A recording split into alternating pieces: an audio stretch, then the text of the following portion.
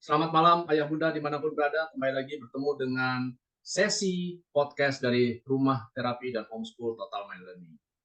Malam ini kita kembali lagi akan melaksanakan podcast dengan mengundang narasumber yang kompeten di bidangnya. Bidangnya sangat spesifik ya kalau kali ini. Tentang apa sekarang? Anak autis lebih baik sekolah formal atau informal? Keren. Anak autis, ini yang banyak ditanya sama orang tua ya, artinya adalah ini anaknya autis, bagusnya sekolahnya di mana ya? Sekolah formal, sekolah informal, homeschool, atau nggak sekolah, dan lain-lain. Ya. Jadi kembali lagi banyak orang tua yang bingung mengenai hal ini. Nah untuk itu kita akan membahasnya dengan seorang narasumber yang sudah tidak diragukan lagi. Beliau ini memiliki pengalaman selama 20, mungkin lebih dari 20 tahun ya. Nanti kita tanya aja. Lebih dari 20 tahun di bidang edukasi dan psikologi. Dan latar belakangnya sendiri adalah dari psikologi ya, yang old school ya, ini old school punya loh. Jadi beliau ini artinya memang pendidikan psikologi yang zaman dulu yang masih kental sekali ya, masih sangat kental sekali dibandingkan yang sekarang ya. Jadi pemahaman beliau terkait dengan praktek-praktek psikologi, terkait dengan pendidikan, terapi dan lain-lain sangat-sangat kental sekali. Ditambah juga dengan kreativitas beliau dalam mengatasi permasalahan-permasalahan yang terjadi di persekolahannya. Jadi artinya beliau ini dalam mengembangkan atau mengatasi berbagai masalah yang dimunculkan oleh siswa di sekolahnya itu sangat kreatif sekali. Nanti kita bisa dengar bareng-bareng ya berbagai pendekatan-pendekatan beliau yang bisa kita tiru buat ayah bunda dalam mengatasi masalah-masalah yang dimunculkan oleh anak spesialnya. Ya, beliau udah tahu loh ngomong-ngomong siapa namanya? Bu Emi udah tahu loh? Sudah. Siapa namanya? Siapa namanya? Oh, Ibu Fransisda. Ibu Fransisda. Nah, jadi beliau ini, Ibu Fransisda adalah seorang praktisi edukasi dan psikologi yang lamanya sudah 20 tahun plus gitu ya untuk pengalamannya. Dan beliau akan membahas banyak sekali hal ya terkait dengan pendidikan dan terapi untuk anak berkebutuhan khusus. Oke, tanpa berpanjang lebar, kita langsung sambut, kita undang ya. Udah siap nih? Siap. Oke ya, kalau gitu kita langsung sambut aja Ibu Fransisda. Selamat menyaksikan.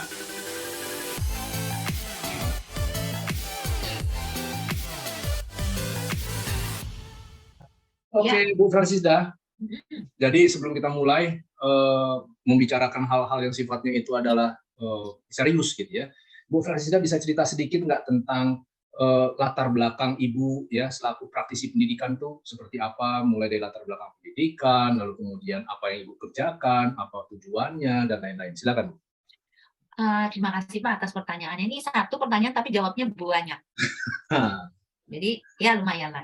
Oke, di awal pendidikan saya lulusan dari psikologi S1 Universitas Surabaya.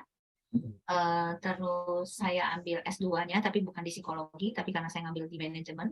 Karena waktu itu saya sebagai kepala sekolah di satu sekolah Katolik di Pamulang yang cukup lumayan bagus lah namanya. Di sana saya kurang lebih bekerjanya kurang lebih 13 tahun. 13 tahun. 13 tahun. Prasyarat saya untuk menjadi kepala sekolah dulu itu dianjurkan untuk S2. Akhirnya karena saya ibu rumah tangga, saya ambil aja yang paling simpel yaitu di universitas yang dekat dengan rumah saya. Jadi akhirnya saya ambil manajemen. Alasannya adalah sebagai salah satu kompetensi tanggung jawab sebagai kepala sekolah, dan kebetulan saya memang waktu itu menjadi kepala sekolah di TK yang kurang lebih sekitar 10 tahunan. 10 tahun. Jadi 13 tahun, 1 tahun apa 2 tahun itu saya nggak menjabat, tapi tetap jabatnya sebagai wakil. Oke. Nah, pembelajaran mungkin karena saya angkatan sudah lama ya, angkatan sudah tua, jadi saya kuliahnya itu tahun 1986. Depannya 18 lagi. 1984. Oh, 19. Saya dengar 18. Saya belum ini sudah ini ya Pak ya. Nah, jadi untuk waktu era zaman psikologi kita itu semua mata pelajaran psikologi itu kita dapat semua. Ya. Jadi dengan zaman sekarang, kalau sekarang kan dibagi S1 karena mungkin teorinya aja, S2 baru prakteknya. Kalau kita tidak, waktu angkatan 86 itu kita semua dapat. Jadi hampir semua kegiatan psikologi dari klinis, dari perkembangan anak, dari apa namanya perusahaan, kita dapat semua. Jadi modal untuk kita dulu angkatan 86 itu cukup sudah lumayan bagus. Jadi kita sering praktek terus. Bahkan tes-tes yang dilakukan di psikologi itu kita dapat semua. Nah, terus apa namanya? Saya menikah, terus setahun kemudian saya kerja di suatu perusahaan, kalau nggak salah itu California Fried Chicken. Saya di sana Mas Haji, Bu, ya? sebagai personalia, tapi mungkin karena saya kurang merasa kalau tuntutan dari perusahaan itu kan pulangnya suka malam ya, berangkat pagi pulang malam. Nah, untuk seorang ibu rumah tangga seperti saya itu, saya nilai kurang cocok. Nah, sebelum saya kerja di California Fried Chicken dan American Spring Bed itu perusahaan spon yang cukup besar, itu yang Spring Bed, itu di Pandaan, itu juga saya bukan tidak suka, karena memang tuntutan di perusahaan itu jauh lebih berat dibanding saya mengajar. Nah, tapi saya berhenti, saya menikah, saya masuk di satu sekolahan internasional, kalau nggak salah namanya Sekolah Buah Hati, ada di Dharma Husada, Surabaya. Di sana saya belajar training cukup banyak, gimana saya mengajar menghadapi anak-anak yang mau masuk ke TK, terus dia itu nangis, bagaimana cara guru ini membuat anak yang menangis mengaung-ngaung itu tidak menangis, dan membuat anak-anak yang stres masuk sekolah itu, misalnya sebentar-sebentar mau pipis, itu kita guru itu dilatih, karena kebetulan waktu itu yang punya sekolah itu adalah orang dari luar, jadi kita di training sampai apa namanya, sampai kalau bilang nangis itu sampai dengar sampai benar gitu loh. Nah, tapi saya bersyukur karena dengan itu saya jadi belajar apapun masalah anak-anak itu saya bisa menghadapi. Karena kan sudah di training itu bukan cukup seminggu 2 minggu kan, kalau anak-anak masuk sekolah itu kurang lebih 2 minggu tuh tangis-tangisan, pisah dengan orang tua itu sesuatu hal yang luar biasa lah. Nah, kemudian saya pindah dari Surabaya, saya pindah ke Jakarta. Saya masuk di sekolahan di Jakarta itu di Darmogot, di sekolahan Kristen. Di sana saya juga mulai belajar dengan latar belakang psikologi. Saya sering ketemu anak-anak yang spesial. Tapi di sana itu saya lebih banyak dikhususkan ke guru TK. Nah, karena saya punya sedikit keahlian dalam bahasa Mandarin, jadi saya di sana disuruh mengajar juga bahasa Mandarin dari kelompok bermain TKA, TKB sampai SD. Itu juga suatu pengalaman yang luar biasa karena saya ketemu dengan macam-macam anak. Itu tahun 2000, berarti sudah lama banget ya, 20 tahun yang lalu, 22 tahun yang lalu. Selesai dari sana, karena jarak rumah saya ke sekolah itu cukup lumayan jauh, akhirnya saya pindah di Pamulang. Di Pamulang ini saya sekolah di satu sekolah Katolik yang tadi saya sebutkan 13 tahun.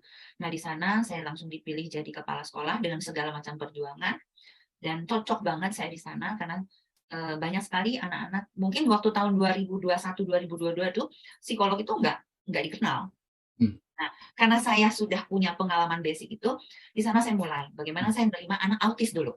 Nah, bagaimana saya ngadepin anak autis? Ya kalau kita ini kan psikolog, jadi trial and error aja Pak. Oh, anaknya begini, kita akan begini. Kalau dia ngadep ini seperti apa? Kalau untuk konsentrasi dia harus saya kasih apa? Kalau dia ngamuk atau tantrum saya kasih apa?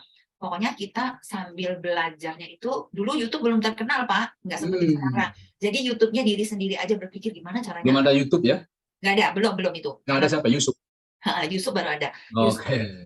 Nah, akhirnya kita gara-gara Yusuf itu ya Pak, akhirnya kita jadi belajar. Jadi pertama kali yang saya hadapi memang anak autis. Saya dapat 2 anak autis, anak laki-laki namanya Grace, yang satu lagi namanya siapa ya, cowok pokoknya.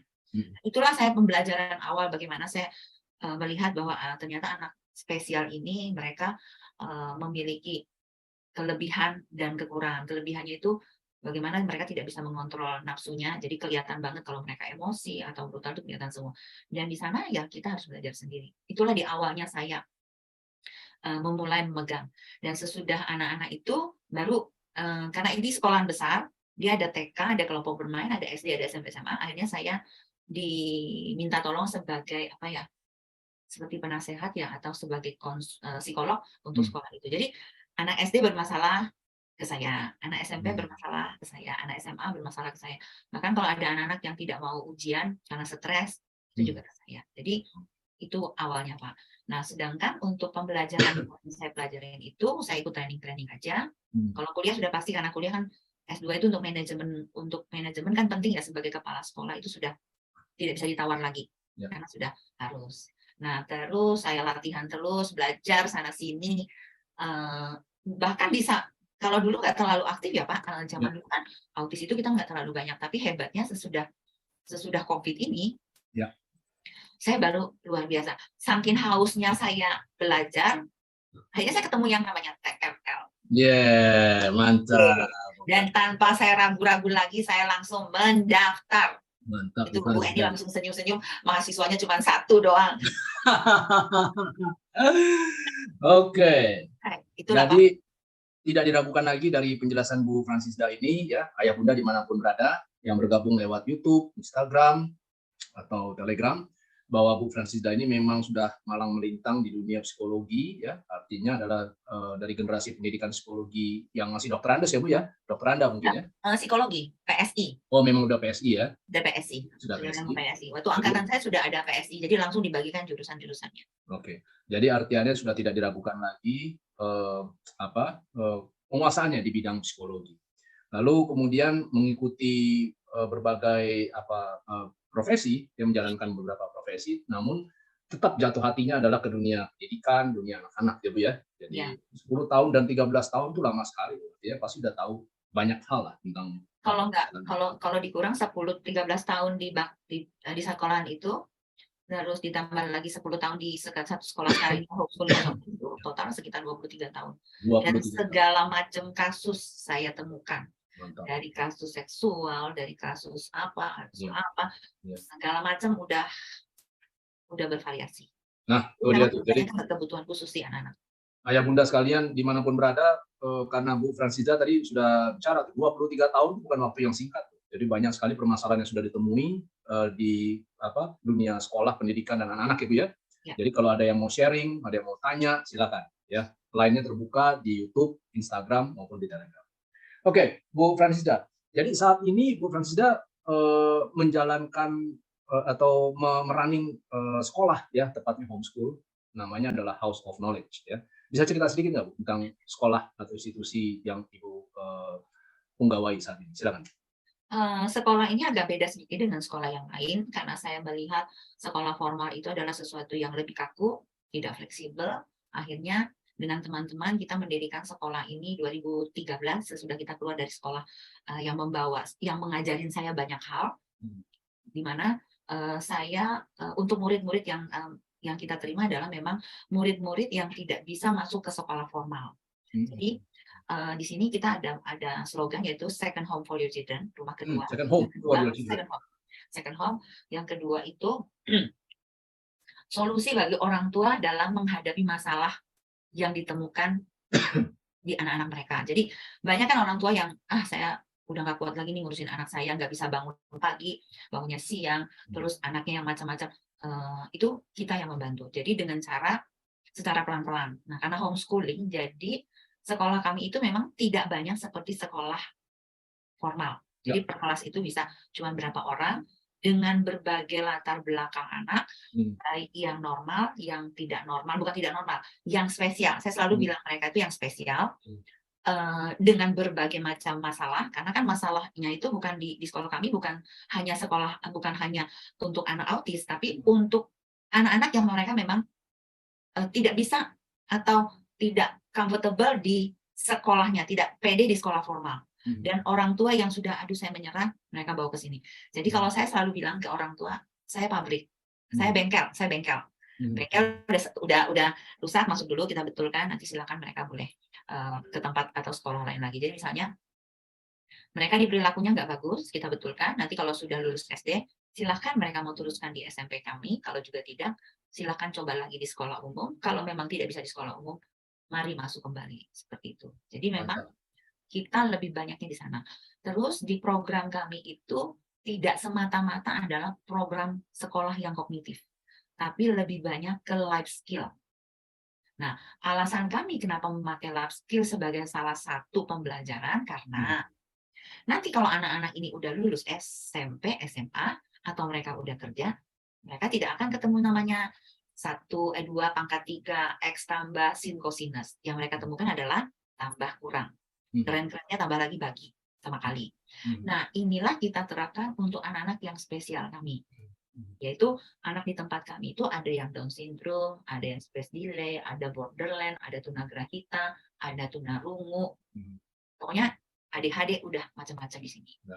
Dan biasanya sebelum kami menerima anak-anak di tempat kami, satu hal yang kami selalu lakukan adalah kami melakukan asesmen. Asesmen. Karena asesmen kan juga salah satu yang penting. Nah, saya juga tidak tahu, karena kita kan belajar, karena beberapa teman kita belajar tentang asesmen ini adalah karena kita muridnya sedikit, jadi kita memang harus melakukan asesmen. Dengan asesmen baru kita bisa, oh IQ-nya segini, oh kekurangannya sebegini, oh kelebihannya begini, masalahnya ini, masalahnya itu. Nanti kita pisah, kita pilah manakah yang menjadi kelompok yang paling pas. Jadi di tempat kami itu kalau yang namanya kelas 1 SD, itu ada 2. Kelas 1 memang reguler, dan satu lagi kelas 1 yang memang anaknya spesial. Jadi di sini macam-macam Pak anaknya. Ada yang jenius banget, ada yang nggak bisa bahasa Indonesia. Ada yang nggak bisa bahasa Indonesia ya? Karena anak-anak yang lahir sekarang kan anak HP, Pak. Istilahnya anak HP ya? HP, karena dia orang tuanya anak HP. nggak sama mama bapaknya, sama HP, ya kan? Nah jadi kebanyakan anak-anak yang main HP itu bahasa Indonesianya kurang. Saya beberapa dari anak-anak saya tuh mereka fasih berbahasa Inggris, dan akhirnya bahasa Indonesia mereka itu baku banget. Nah itulah yang maksudnya kita tingkatkan. Terus bagaimana dengan anak-anak yang yang berkebutuhan itu yang spesial? Ya kita kasih ke life skill-nya lebih banyak. Yang pertama behavior-nya, karakternya, baru ke kognitifnya. Dan saya juga nggak sengaja ya ikut TML, ternyata benar. Cuman di TML ini saya lebih diperkaya lagi. Kenapa? Karena saya dulu mengira bahwa anak-anak yang spesial ini nggak boleh keluar, di dalam doang. Tapi ternyata, benar juga sesudah saya coba, bahwa alam itu sangat penting. Ya, terutama anak-anak yang spesial. Nah, kalau anak-anak yang tidak spesial, kita memang biasa bawa keluar. Tapi tidak seperti yang saya temukan di TML gitu. Siap. Jadi, ayah bunda sekalian, udah banyak sekali permasalahan daripada anak-anak yang sudah dihadapi oleh Bu Francisda selaku praktisi pendidikan, ya. Mulai dari mungkin prestasi di sekolahnya kurang ya Bu ya, nggak bisa berbahasa Indonesia, sampai yang takut sama sekolah atau school phobic. School phobic itu ada istilahnya, namanya didascalenofobia. Didascalenofobia itu adalah school phobic. Ya. Jadi takut sama sekolah, jadi mungkin diantar sama mama bapaknya mau sampai gerbang sekolah dia nggak mau turun. Atau mungkin juga ada yang kejadian seperti yang tadi Ibu bilang, ada klien yang kami pernah tangani itu artinya adalah UN pada masa UN ya, karena dia nggak mau sekolah, UN-nya di dalam mobil, saking dia nggak mau atau takut dia untuk ke dalam kelas gitu ya. Bu Emi dan teman-teman TE, mungkin ada pertanyaan, silakan. Ya, saya melihat Bu Sela sepertinya mau bertanya, silakan. Ya Bu Sela, tuh aku cerita. Nah Bu Sela, ada pertanyaan?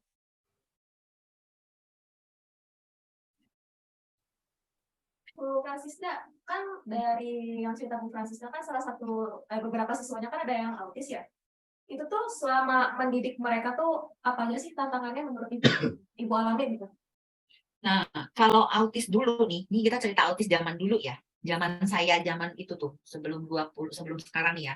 Kan sekarang saya, kalau menurut saya pribadi, karena saya memang selalu mengamati autis itu, dulu tuh autis cuma tunggal aja bahasanya. Autis gitu kan. Kalau sekarang kan autis dengan comorbid. Artinya dengan comorbid itu autis dengan ADHD, autis dengan Down syndrome, autis dengan space delay, autis dengan borderland, autis dengan apa gitu kan. Ada juga dengan tunagrahita juga ada. Jadi dia udah ada temennya. Nah, awalnya saya juga agak bingung. Ini gimana ya anak-anak kalau misalnya autis itu. Bahkan pernah saya menghadapi klien atau anak saya yang kalau dia tantrum, itu kepalanya benar-benar dipukulkan ke meja. Di awal saya tahan, Pak. Jangan, kita tahan, kan kita pegang. Tapi lama-lama kita amati ini anak sekali, 2 kali, 3 kali. Oh, ternyata kita nggak bisa pakai nggak bisa menahan dia. Dia juga harus tahu kalau sakit itu bagaimana, kalau nggak enak itu dia juga bagaimana. Akhirnya saya ganti bahasa saya. Ya udah, kalau ngamuk, ayo pukul aja terus. Ayo silahkan pukul aja. Begitu kita menggunakan kata yang dibalik, dia stop. Oh. Itu akhirnya kita temukan. Jadi itu kan harus saling coba-coba ya. Nah, ada lagi satu murid saya, cantik banget anaknya, namanya Margaret. Di kami sudah dari TK. Itu kalau dia tantrum, dia pergi memukulkan dirinya ini ke tembok. Tapi awalnya saya bilang, kita tahan, guru-guru tahan semua, jangan sih yang takut, karena cara dia makan segala macam itu cukup lumayan serem. Jadi dia makan tuh kayak gini Pak, udah kayak hewan gitu. Kita ajarin, nggak mau. Nah, Akhirnya kita tahan supaya dia nggak melakukan itu, sampai kita pegang. Dalam berapa menit kita pegang, gimana ini caranya supaya dia nggak seperti itu. Tapi pelan-pelan kalau sudah dia agak tenang, kita lepas lagi. Nah, yang saya amati kelihatan waktu dia memukulkan dirinya ke tembok, dia pintar, Pak. Gimana Dia tuh? cari temboknya bukan yang tembok keras, tembok yang itu loh, Hmm. Pak, apa namanya ya, Yang ada yang cushionnya gitu ya? nah itu, heeh. Hmm. Artinya kan dia pintar. Nah, terus saya bilang, "Sian, sekarang nggak boleh di sana, coba yang di sini." Berhenti, Pak, dia nggak mau, dia tahu kalau jadi saya mikir anak autis ini itu mereka bukan semata-mata ngamuknya atau marahnya itu bukan semata-mata kalau, itu, mereka juga bisa ngitung, "Oh ini keras, ini lembek." Nah, itu macam-macam. Terus, kalau lagi ngamuk, mainannya dilempar, dibuang. Ada juga pernah dilempar di atas atap. Kita yang kasihan dia nangis setengah mati kita ambilin. Kok terus-terusan kita yang capek, jadi disuruh ngambilin mainannya terus kan ya? Akhirnya waktu dia buang lagi kita diamin. Terus kita bilang, "Siapa yang suruh buang di situ?" Akhirnya dia stop. Kita ambil dan lucunya 2 kali, 3 kali dia tidak mengulangi. Jadi Hmm. tantangannya banyak ya, Bu. Jadi kita tinggal coba ini, kurang ini, coba lagi. Akhirnya ya dari mereka perilakunya yang nggak benar, nggak sopan, jadi benar.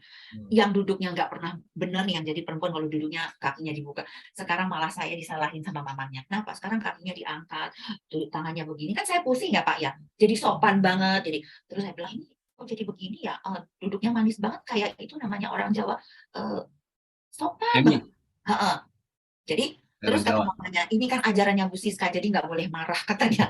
Ini udah benar daripada dia kemarin duduknya nggak benar. Jadi ada yang benar-benar jadi benar, bagus banget. Karena mungkin kalau menurut saya perilaku anak autis ini, kalau mereka sudah dilatih dengan bagus, malah jujur ya Pak, selama saya pengalaman mengajar kurang lebih 20 tahun, 30 tahun ini, anak berkebutuhan khusus itu lebih enak diajarin daripada anak normal. Wah, menarik. Anak berkebutuhan khusus lebih enak diajarinnya. Mantap. Daripada anak yang normal. Kenapa? Hmm. Kalau pola mereka sudah terbentuk, itu sudah gampang. Nah. Tapi kalau anak yang normal, Hmm. dia udah bisa melawan. Kita bilang A, dia enggak, dia C. Oh, anak yang Contoh, tidak autis gitu ya? yang tidak autis. Contoh, saya punya murid yang namanya Gracia, nanti saya kirim videonya. Dia Hmm. pintar nyanyi. Yang lebih lucu, anak autis bisa nyetrika, lupa. Bisa nyetrika. Rapi. Dia tahu kalau pulang sekolah, taruh sepatunya di mana. Jadi mamanya itu konsultasi ke saya. Kenapa ya Bu Siska, anak saya tuh punya 2, yang satu autis, yang satu enggak. Kok lebih beneran yang autis ya katanya. Kenapa Bu? Iya, naruh baju bener, naruh buku bener. Karena kan dia sudah dipola ya. Ya. Yang seperti kita dapat itu kan sudah dipola. Jadi dia nggak berubah. Cuman memang kalau kita sudah dipola, kalau rubah sedikit, dia mulai Hmm. agak nggak bisa terima gitu. Jadi kalau saya jujur nih selama kurang lebih sekolah ini berdiri dengan pengalaman saya, kalau ditanya nih secara secara hati itu, mendingan saya terima anak yang berkebutuhan khusus. Karena Hmm. kalau sudah terpola, dia jauh lebih manis daripada anak yang bukan. Oke. Seperti itu. Jadi ya memang salah satu daripada suka duka daripada anak autis itu pasti bisa bisa jadi ada tantrumnya ya Bu ya. Ada yang tadi Ibu bilang teriak-teriaknya dan lain-lain. Cara tentang teriak-teriak tantrum pada anak autis umumnya tuh kan ada 3 tuh ya. Ya bisa jadi dia itu karena cari-cari perhatian kayak tadi kan membenturkan kepala ke dinding, ternyata dindingnya empuk ya Bu ya. Ya benar. Atau kemungkinan dia itu istilahnya menghindari tanggung jawab, itu 2. Atau yang ketiga, yaitu adalah karena memang sakit atau merasa tidak nyaman, ya kan? Jadi harus pintar-pintarnya dari praktisinya untuk mengetahui. Jadi sebenarnya Bu Fransisda selain sebagai guru, sebenarnya tepatnya sebagai detektif juga mungkin kali Bu ya? Kira-kira begitu Pak. Ya, harus Nah ini yang mengetahui. kira-kira begitu. Jadi kita beda tipis sama dukun lah Pak. Beda tipis dari dulu. Nah itulah yang harusnya sebagai orang tua, mestinya kan di profesi kita ini tidak hanya dijatuhkan kepada guru atau terapis atau psikolog, tapi sebetulnya orang tua itu sudah harus mengambil alih supaya dia tahu kalau anak butuh makan gayanya seperti ini, anak mau ke belakang gayanya seperti ini. Karena kan anak-anak spesial ini kan terdeteksi, Betul, betul. kelihatan gitu loh, dia mau apa akan jadi apa, dia ingin apa kelihatan. Ya karena dia terbatas, kan ada yang murid saya yang terbatas dengan tidak bisa ngomong, ya itu akhirnya kalau dia tidak bisa menyampaikan, tidak mendapatkan yang dia inginin, ya dia pasti tantrum. Iya, iya, iya. Itu yang nggak bisa ngomong. Nggak usah jauh-jauh Pak, saya punya anak sekarang kelompok bermain, nggak bisa bahasa Indonesia. Orang rumahnya nggak bisa bahasa Indonesia. Dia dari lahir pelocot, mungkin dia udah pakai anak HP, jadi dia pakainya bahasa Inggris. Itu karena mama papanya nggak bisa bahasa Inggris, neneknya nggak bisa bahasa Inggris, gurunya nggak bisa bahasa Inggris, jadi kalau dia mau menyampaikan sesuatu nggak nyampe, ya ngamuk Pak. Makanya kita jadi guru pun harus oh kalau dia bahasa Inggris berarti minimal kita juga bisa tahu. Mantap. Bahasa juga penting kalau menurut saya ya, untuk penyampaian selain body language ya, itu bahasa juga. Baik, dari Ibu-Ibu Teh atau dari Bu Opi mungkin dari Line ada pertanyaan? Maksudnya dari Instagram atau dari YouTube, sudah ada? Belum? Baiklah, jika demikian ada yang masuk di WA. Bu, seperti apa sih sebenarnya kendala perilaku pada siswa autis di sekolah Ibu? Seperti apa? Macam-macam ya Pak, tergantung. Hmm.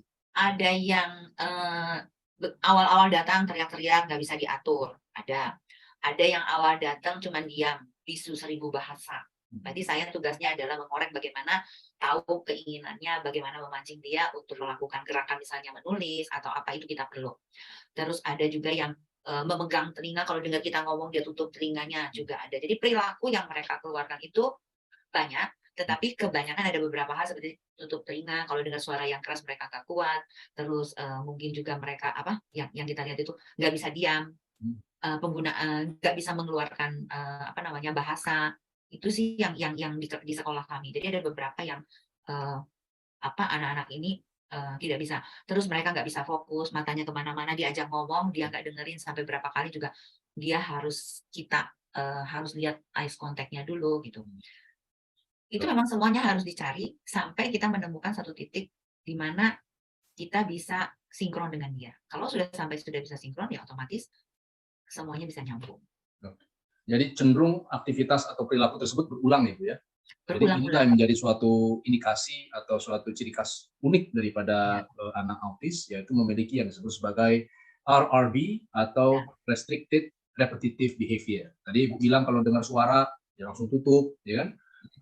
Setiap kali siapapun yang berbicara mungkin, ya kan? Atau mungkin ada suara agak keras sedikit, ya langsung tutup seperti itu ya. Jadi cenderung berulang. Oke, Bu. Yang Bapak lebih banyak hafal dah pasti. Bapak masih teorinya lebih jago daripada saya. Terus kalau dipanggil nggak menoleh itu kan juga banyak ya Pak. Iya. Ibu-ibu TE mungkin ada pertanyaan? Silakan, Bu Emi dan rekan. Ya, Bu Fransda, akhirnya saya bertanya lagi di sini. Sekian Purnama, saya nggak tanya lagi ke Ibu, kan saya tanya lagi ke Ibu nih. Oke, Ibu, sejauh ini kalau yang Ibu lakukan di sekolah Ibu untuk yang anak ABK itu porsi belajarnya seperti apa? Maksud saya porsi kurikulumnya seperti apa? Apakah dominan di materi persekolahan atau dominan di terapinya atau bagaimana? Kan pasti ada kurikulum sekolahnya ya? Ya. Nah, kalau untuk yang anak spesialnya seperti apa? Oke, jadi di awalnya itu kita memang tidak, di awal sekolah ini berdiri, kita tidak menggunakan KTSP, kita tidak menggunakan 13, kita menggunakan ilmu yang kurikulum yang kita sesuaikan dengan anak. Jadi di awal pertama sekolah ini berdiri, kita masih pakai program pemerintah bukunya yang kita adopsi, jadi masih yang sederhana. Selanjutnya sesudah 3 tahun kita melihat ternyata buku yang dikasih dari pemerintah itu tidak cocok atau tidak semua masuk ke badan anak-anak saya. Nah, akhirnya kita berunding bahwa anak-anak yang masuk ke sekolah kami, mau itu yang spesial, tidak spesial, kita lebih memilihkan ke anaknya. Jadi misalnya nih, anaknya ini tidak spesial, tapi kita tahu nih, dia bakatnya di mana. Kita lebih cenderung ke sana. Jadi lebih banyak ke life skill-nya. Untuk pembelajaran akademik, kognitifnya, itu kita masih 50-50. Kenapa? Karena anak-anak yang dikirim ke kami adalah anak-anak yang cenderung tidak mau menulis, malas belajar, benci aturan-aturan sekolah, apalagi yang ABK. Nah, kalau saya paksakan atau kita sekolah itu paksakan, akhirnya apa? Dia akan benci ke kita dan tidak mau sekolah. Nah, saya nggak ngerti sejalan dengan waktu, penerimaan murid di kami juga selalu menggunakan asesmen dari dulu. Nah, memang Tuhan mungkin sudah mendengar doa kita ya, Bu. 2021-2022, zamannya COVID, keluarlah yang namanya kurikulum Merdeka Belajar. Nah, saya berbahagia teman-teman juga. Kenapa? Karena dia merealisasikan apa yang menjadi impian sekolah kami. Nah, itu. Yang kedua, di kurikulum Merdeka ini kita menggunakan pembelajaran diferensiasi. Yang Ibu ajarkan juga, dapat juga kan? Nah, jadi setiap anak itu diberikan pembelajaran disesuaikan dengan keadaan mereka. Jadi ada perbedaan di dalam satu kelas nih, muridnya misalnya 10. Ya, tidak semua teori pembelajaran atau materi yang disampaikan itu sama. Kalau di satu sekolah di kelas itu misalnya 10, yang 5 oke, dia bisa pakai, yang kita pakai modul full benar-benar. Yang 5 kita lihat dulu, oh dia IQ-nya masih kurang. Berarti materinya kita turunkan, tetapi proses belajarnya itu, cara menangkapnya itu kita turunkan. Misalnya gini, pelajaran tentang hujan. Hujan untuk anak-anak yang nggak ada masalah, dia bisa diajarin apa terjadinya hujan, kenapa bisa hujan itu terjadi, hujan itu dari mana, kita bisa. Sedangkan anak yang spesial nggak bisa. Kita mungkin harus ajak dia keluar, pakai contoh es batu yang dia terima langsung, terutama untuk anak yang spesial. Jadi kita lebih banyaknya ke prakteknya. Jadi semua mainnya ke prakteknya. Nah, ternyata sesudah kita pakai praktek, dia lebih cepat tangkap. Ya. Terus itu pelajaran IPA. Kalau matematika, kalau yang sekarang saya pakai kelas 2, kelas 3, anak-anak dikasih dulu kan, kalau zaman kita dulu kan uang tuh diarsir ya, yang 100, 500, ini berapa, 500 tambah berapa kan begitu kan. Susah pakai itu. Paling gampang pakai uang mainan. Beli uang mainan di Shopee, harganya kan murah banget tuh, 10.000 udah dapat berapa puluh juta. Nah, ternyata anak yang dikasih uang palsu, uang itu dia berhitungnya lebih cepat. Bandingkan yang dikasih coret-coretan 5.000 ditambah 10.000 dikasih tulisan, dia enggak. Dan memang anak-anak autis ini tidak semua loh ya yang mereka IQ-nya kurang, enggak. Bahkan anak saya itu IQ-nya melebihi anak-anak yang normal. Jadi, tapi mereka proses belajarnya itu yang tidak sama. Karena kan dia mau yang nyata, yang kelihatan. Nah, itu. Terus pernah lagi kita bikin, ini satu kelas nih, kelas 3. Kelas 3 tuh murid saya tuh ada yang ADHD, ada juga yang autis, ada yang hiperaktif, ada juga yang borderline. Bapak mau tahu bagaimana saya ngajarin kilo kecanggihan lah ya, kekerenan. Ngajarin meter. Kita belikan meteran, bawa ke lapangan masjid di samping sekolahan kami. Sudah suruh dia ukur. Dia lebih cepat ngertinya dibandingkan meja ukurannya berapa ditulis. Dia enggak. Dia lebih senang yang praktek. Jadi mau uang mau apa itu mereka praktek lebih cepat. Jadi kurikulum sekarang yang kita pakai itu memang kurikulum Merdeka, tapi bukan ya sekarang diresmikan. Tapi kita dari dulu memang kita bikin modul sendiri. Dan modul itu dari mana? Modul itu dikeluarkan dari pemerintah, kita download, tapi di downloadnya itu tidak semua materi yang ada di kurikulum itu kita telan mentah-mentah, enggak. Saya cocokkan dengan anak saya. Nah, saya sesuaikan. Oh, ternyata yang perkalian banyak itu kita nggak pakai. Kita kasih yang benar-benar sering kita temukan. Ditambah lagi dengan adanya praktek, misalnya yang sekarang sudah jalan, sudah lama kita jalan, misalnya kalau matematika. Mereka disuruh, orang tua disuruh bikin kue, donat, nanti anak-anak disuruh jualin. Harga donat itu misalnya 1.500, maka dia harus jual 2.000. 500-nya itu dibagi 250-nya buat sekolah, buat kas, 250.000 buat yang jual. Di awal pertama 1 minggu itu masih malu-malu. Begitu mereka tahu dapat uang, berebutan jualannya. Dan yang lucunya, mereka jadi pintar ngitung. 1.500 dikaliin 10, 15.000, Bu. Nah, terus itu pelajaran PD-nya dia dapat. Dia mengerti bagaimana. Ada lagi yang lucu, kalau mereka kalau nggak habis berarti kan dia rugi ya kan, nggak dapat banyak, dipaksa. Nah, berarti kan dia udah ngerti kan, self marketingnya dia udah ketemu sendiri. Jadi kayak nggak sengaja mereka belajar. Jadi kurikulum yang kita pakai seperti itu, disesuaikan dengan kebutuhan dan minat anak. Nah, life skill sih yang lebih banyak saya kasih untuk anak-anak yang berkebutuhan khusus. Seperti itu, Ibu Cantik. Makasih banyak, Bu. Kurikulum Merdeka yang saat ini diterapkan oleh pemerintah sebenarnya di sekolah Bu Fransisda sudah melakukannya jauh lebih dulu ya. Jauh sebelumnya. Makanya waktu kebetulan saya jadi pengajar praktik di kurikulum Merdeka. Terus sekarang, makanya kemarin itu saya nggak bisa ikut karena kan ada pelatih, ada lokakarya, ada segala macam kan banyak ya. Jadi kemarin itu kita ada penyegaran karena kan kita pengajar praktik ini harus turun ke sekolahan untuk pendampingan guru yang di sekolah itu. Apakah mereka sudah menggunakan kurikulum Merdeka, karena memang rencananya kurikulum Merdeka ini tahun depan itu akan diresmikan. Dan enaknya lagi kurikulum ini bukan karena saya pengajar praktik ya, dari kementerian, tidak. Saya ngerasain sendiri bahwa untuk anak-anak yang spesial, yang autis itu jauh lebih mantap. Jadi mereka itu nggak dipaksa. Jadi kan merdeka belajar, di mana di sini pembelajarannya itu adalah student center. bukan teacher center, bukan fasilitator. Jadi semuanya pusatnya ke anak. Nah, untuk anak yang spesial masuk banget, Pak. Saya setuju dengan apa yang Bu Francisda tadi sudah paparkan, karena memang kalau saya kutip sedikit definisi belajar, ya kan, dari MIT Encyclopedia of Cognitive Science. Jadi learning is change in organisms, change in organisms, and organisms capacity and capability brought about by experience. Jadi artinya perubahan pada organisme. Di kapasitas, artinya dari tidak tahu jadi tahu, dan di kapabilitas, dari tidak bisa jadi bisa karena pengalaman. Jadi Bu Francisda tadi memberikan pengalaman berupa ambil meteran, ngukur lapangan. Jadi pada saat bersamaan dia langsung melakukan prakteknya, jadi mengexperience itu. Jadi memang lebih cepat. Terus kemudian belajar uang dibandingkan pakai yang diarsir, pakai uang apa namanya mainan, ya.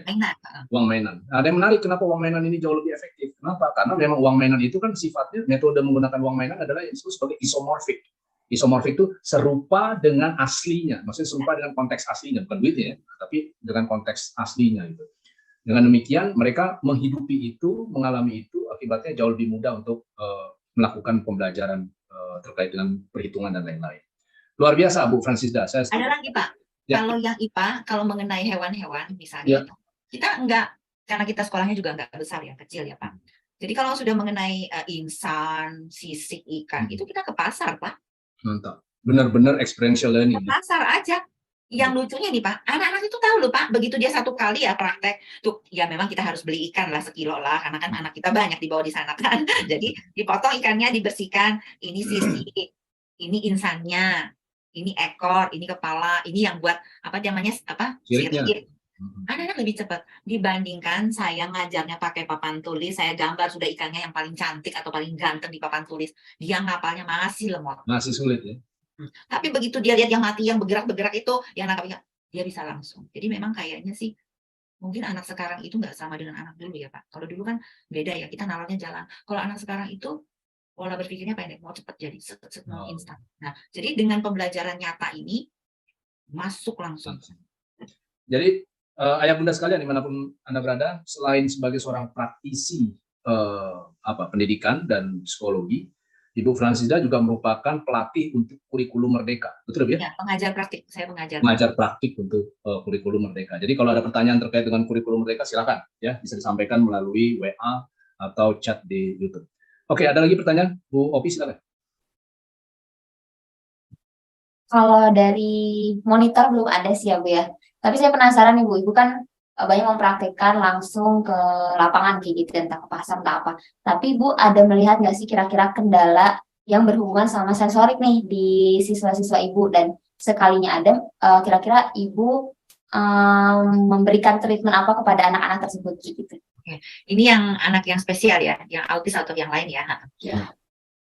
Di perjalanan pembelajaran seperti itu, kendala pasti ada, hambatan juga pasti ada, tidak segampang yang saya ucapkan.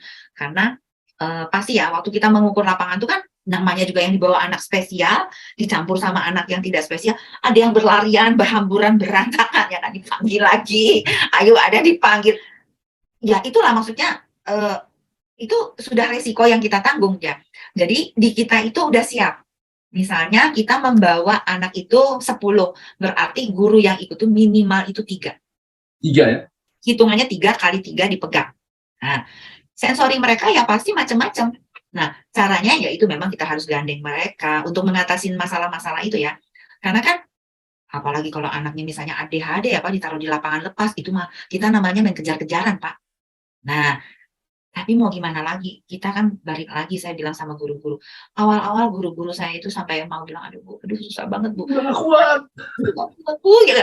Tapi saya bilang, kalau kalian tidak mengajari sekarang, kapan? Ya, sama kayak kita, mungkin ayah bunda di IG ini bilang, aduh Bu saya nggak sanggup lagi. Terus kalau kita diamkan, dia bisa langsung bisa otomatis simsalabim jadi berubah? Kan enggak. Nah, cuman modalnya cuma satu dengan sensorik, yaitu apa? Cuman hanya dengan ketekunan, kesabaran kita memegang dia gitu. Karena kalau sudah bicara sensory integrasi, segala itu sudah pasti kemana-mana. 1 kali gagal, 2 kali setengah gagal. 3 kali mereka diinstruksi, dikasih aba-aba, mereka ngerti. Nah, kebiasaan kita untuk anak-anak, untuk menghadapi anak-anak yang spesial ini, kita ada briefing dulu sebelum keluar. Di briefingin dulu sampai sekenceng-kencengnya, sampai ditanyain. Nanti kita akan keluar di lapangan, Lauses Siska minta anak-anak semuanya duduk manis. Yang duduk manis nanti boleh pulang bareng-bareng, nanti kalau enggak sendirian di lapangan. Jadi sudah ngerti anak-anak, kita hari ini mau belajar mengukur lapangan. Ini meterannya. Itu sebelum keluar lapangan nih. Ini lagi di dalam kelas. Ini meteran. Namanya ini apa? Meteran. Kita pakai untuk mengukur lapangan. Jadi kalau kita mengukur lapangan pakai lari-lari bisa nggak? Nggak bisa, Bu Guru. Nggak bisa, Lause. Jadi harus gimana? Harus duduk manis diam. Bahwa 2 orang, 1 meteran. Jadi 1 yang pegang di ujung, 1 yang pegang di ujung. Itu di briefing 2 kali, 3 kali. Sudah paham semuanya. Udah ngomongin begitu, tetap aja. Gagal pertama kali nggak apa-apa. Tapi ada yang langsung ikutin. Tapi begitu besoknya kita mau ke lapangan lagi, mereka sudah langsung. Seperti itu loh Pak, bebek yang di belakang ngikut semua. Manis. Jadi kalau sudah begitu ya banyak-banyaklah briefing. Gitu. Jadi metodenya adalah trial and error dan ada pengkondisian di awal gitu ya. Ya, kan saya juga dapat tuh di TML ada stimulus kan. Nah, itulah yang maksudnya kita harus kasih jadi anak-anak tuh memang harus dikasih stimulus. Stimulusnya bentuknya apa? Instruksi. Yang membuat mereka kemudian ketika di lapangan sudah nggak kebingungan, seolah-olah asing ya. Jadi yang membuat mereka jadi nggak nyaman dan akhirnya tantrum malah ya. Iya, betul. Nggak dipaksa juga. Pokoknya harus dibilang kita mau jalan. Malah kalau di awal kita bilang kita mau jalan-jalan. Belajar gitu. Ada lagi Kak? Oke, silakan. Bu Emi, ada pertanyaan? Ya Bu Fransida, saya nanya lagi deh. Jadi kalau menurut Ibu, sejauh ini gitu, melihat pengalaman Ibu yang sudah pernah di sekolah formal, kemudian sekarang mengembangkan sekolah sendiri gitu, kalau untuk dikhususkan ke anak autis, dengan sebagian kita melihatnya garis besarnya, kurang lebihnya itu kalau menurut Ibu, untuk anak autis itu, menurut pengalaman Ibu sejauh ini itu akan lebih optimal jika berada di sekolah yang kondisinya seperti apa? Apakah sekolah formal, ataukah sekolah informal, ataukah seperti apa? Gitu, kalau menurut Ibu ya sejauh ini. Artinya yang lebih sesuai dengan masa depan dia. Kalau kita melihatnya adalah 10 tahun lagi, 15 tahun lagi anak autis ini, 20 tahun lagi anak autis ini, mereka lebih membutuhkan seperti apa sih kalau menurut Ibu sejauh ini itu seperti apa? Kalau saya bilang ya Bu, tergantung autisnya juga sih. Terus yang kedua itu juga tergantung dari orang tua. Karena anak-anak ini tidak bisa bertumbuh potensi dan kemampuannya kalau tidak didukung oleh orang tua. Jadi itu orang tua sama keadaan anak itu yang harusnya dilihat benar-benar. Nah sayangnya di kita ini dilema orang tua adalah kadang malu mengakui anaknya autis. Jadi dia memaksakan anaknya di sekolah formal. Kalau menurut saya pribadi selama saya kurang lebih berlintang jalan segitu lamanya, saya bilang orang tua itu juga harus senternya bukan orang tua yang maunya sekolah, ya kan? Tapi adalah anaknya, keadaan anaknya. Nah, sekolah homeschooling sekarang juga nggak kalah kok dengan sekolah formal, bahkan ada kelebihannya. Waktu zaman COVID, apakah sekolah formal punya yang namanya setara daring? Nggak punya. Tapi homeschooling punya, PKBM atau homeschooling punya yang namanya setara daring. Jadi murid kita mau sampai di Afrika, di Amerika, mau di Kutub Utara, selama ada jaringan, mereka bisa sekolah. Keren kan? Homeschooling. Nah, sekarang tergantung orang tua dan anak. Cocoknya mereka di mana? Nah, ada di tempat saya itu, kita nggak bicara yang normal dulu ya. Kita bicara yang normal. Yang tidak normal tadi yang autis. Yang tidak normal, yang normal, banyak kayak artis di tempat saya ada. Petinju di tempat saya ada, yang mereka aktif nggak bisa sekolah. Itu mereka lebih nyaman. Kenapa? Karena lebih fleksibel. Nah, dengan anak berkebutuhan khusus atau yang spesial, nggak ada masalah, karena kita lebih fleksibel. Nggak kaku, datang misalnya, harus masuk jam 7:30, pulang jam segini. Oke, aturan itu memang tetap harus ada. Tapi kalau untuk yang spesial, kita nggak bisa maksain. Ada yang mereka tidurnya jam 12 malam, atau jam 1, jam 2, jam 3. Kita nggak bisa maksain dia. Kamu harus bangun jam 7. Begitu dia bangun, dia masuk sekolah, semua dimarah-marah, semua dibanting-bantingin, lampu semua dimatiin, gurunya digebukin. Apa gitu. Jadi kalau di homeschooling kan kita lebih fleksibel. Jadi nggak terlalu, saya rasa homeschooling ini nggak terlalu sampai gimana ya, bahkan ada beberapa orang tua, banyak sekarang orang tua yang sadar mereka tidak mau sekolahkan di formal, tapi mereka masukin di homeschooling, karena homeschooling itu ada macam-macam, ada yang majemuk, ada yang tunggal, ada yang komunitas. Di saya komunitas, kalau yang tunggal, orang tuanya jadi gurunya. Dia mengadopsi materi yang diajarkan, materi diadopsi dari dia tahu sendiri, terus diajarkan. Untuk ujiannya, dia bisa ikut ujian PKBM. Jadi disesuaikan. Saya punya teman yang cukup bagus, yang mana ya, anaknya full homeschooling. Ternyata anaknya sesudah dewasa nggak kalah sama anak-anak yang mereka sekolah formal. Maka mereka ada merasa merdeka. Itu saya bilang jadi merdeka belajar. Mereka bisa atur waktunya. Nah kalau mengenai disiplin sih tetap ada. Mengenai ijazah semuanya sesuai dengan aturannya. Jadi ya saya sih berharap orang tua nggak usah terlalu mana yang formal, mana yang Khawatir Ibu ya? nggak usah khawatir. Sekarang kita balikin ke anak kita sama kemampuan kita. Ya. Anak kita memang kalau nggak cocok di formal kita nggak bisa paksain. Tapi ada juga anaknya jangan juga dipaksain dengan homeschooling karena dia nggak ada masalah. Dia harus masuk sekolah formal supaya apa? Dia bisa kenal orang banyak, bisa bersosialisasi dengan orang banyak. Semuanya bisa nyambung. Baliknya supaya mereka sudah dewasa, mereka bisa menjalani hidup seperti apa adanya. Gitu. Jadi masa depan homeschooling bagus, tidak ada yang kalah. Murid-murid lulusan kami yang TK yang bermasalah dulunya, misalnya ada yang autis, jadi sudah benar mungkin autisnya tidak terlalu berat ya, karena mereka nggak konsen aja, itu masuk di SD-nya bagus-bagus. Ada yang di SD yang internasional. Yang lulusan SD juga begitu, diterima.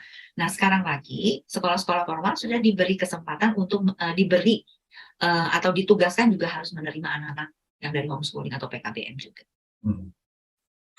Oke, jadi penjelasan dari Ibu bahwa homeschool itu juga tidak kalah ya Bu ya dibandingkan yang sekolah formal.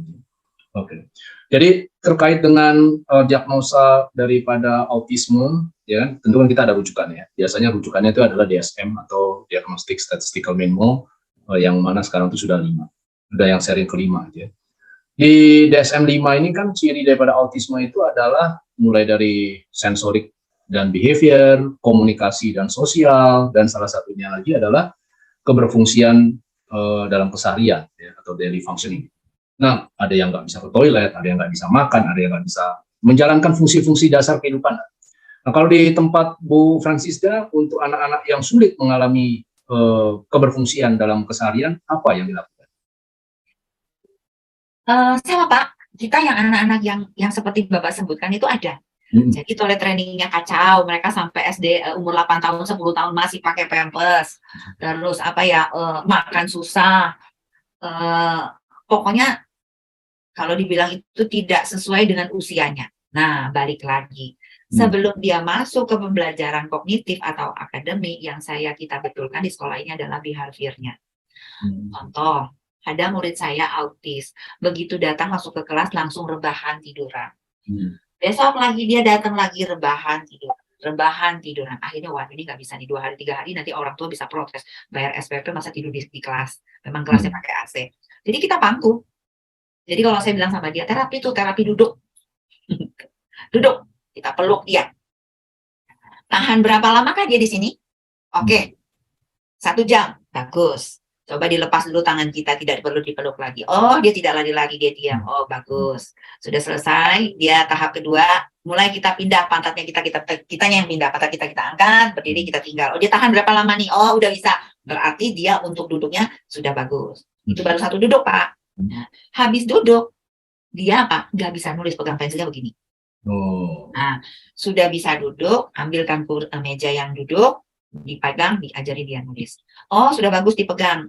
Kadang-kadang, ayo gerakan, dia gerakan. Kadang nggak mau gerakan. Itu 1 minggu. Sudah itu, sudah bisa sendiri kita lepas. Jadi memang harus diajari bertahap. Karena kalau nggak diajarin bertahap nggak bisa. Kita guru-guru di sekolah ini, kalau kita yayasan bilang, kita sudah siap. Apalagi terima anak yang spesial, dimuntahin siap, dipipisin siap, siap. Jadi iba saya. Semua Pak. Nanti ada yang spesial orang tuanya, Bu, anak saya sakit ini, tolong titip obatnya ya Bu, tolong dikasihkan. Siap. Mantap. Itu benar-benar pengabdian namanya. Benar-benar kan saya juga ngerasain yang seperti waktu TMR juga cerita kan sama, saya bilang ini sama nih ya. Belum lagi Pak, kalau dia nggak bisa makan, cara dia megang sendok kita pegang lagi, itu juga kita siap. Kalau dia nggak bisa, kita harus suapin. Iya. Sampai anak itu, ada satu anak autis saya nggak bisa makan nasi, itu kita sampai bagaimana caranya ngasihnya satu biji loh Pak. Satu-satu kapan selesainya? Nggak tahu lagi Pak. Tapi sesudah ngajarin begitu Pak, cukup lama 1 bulan akhirnya dia bisa mengunyah. Karena kan mereka ada yang susah mengunyah. Mereka lebih cenderung banyak menelan. Ada anak yang bukan autis tapi tidak kenal tempe Pak.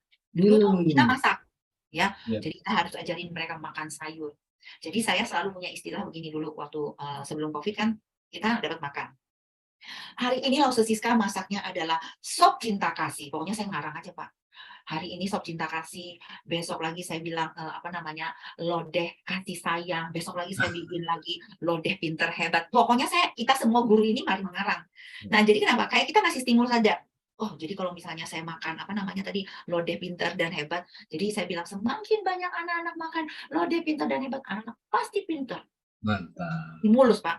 Nah, lama-lama dia nambahnya jadi banyak. Cuman pertamanya 2 sendok jadi nambah sepiring, jadi nambah lagi jadi 2 piring.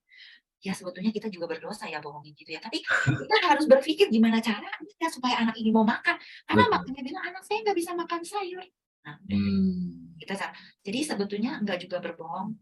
Kalau berbohong yang baik nggak masalah kali ya Pak ya. Oke. Ini menarik nih. Tujuannya untuk yang terbaik buat anak-anak. Ada tempe, sayur, mengunyah, ya kan? Ini kan artinya adalah hal-hal yang terkait dengan nutrisi. Nah, menurut pengalaman Ibu selama 23 tahun, ya kan, berkecimpung di dunia edukasi, psikologi, menurut Ibu ada nggak kaitan antara nutrisi dengan kehadiran autis? Ada Pak. Gimana?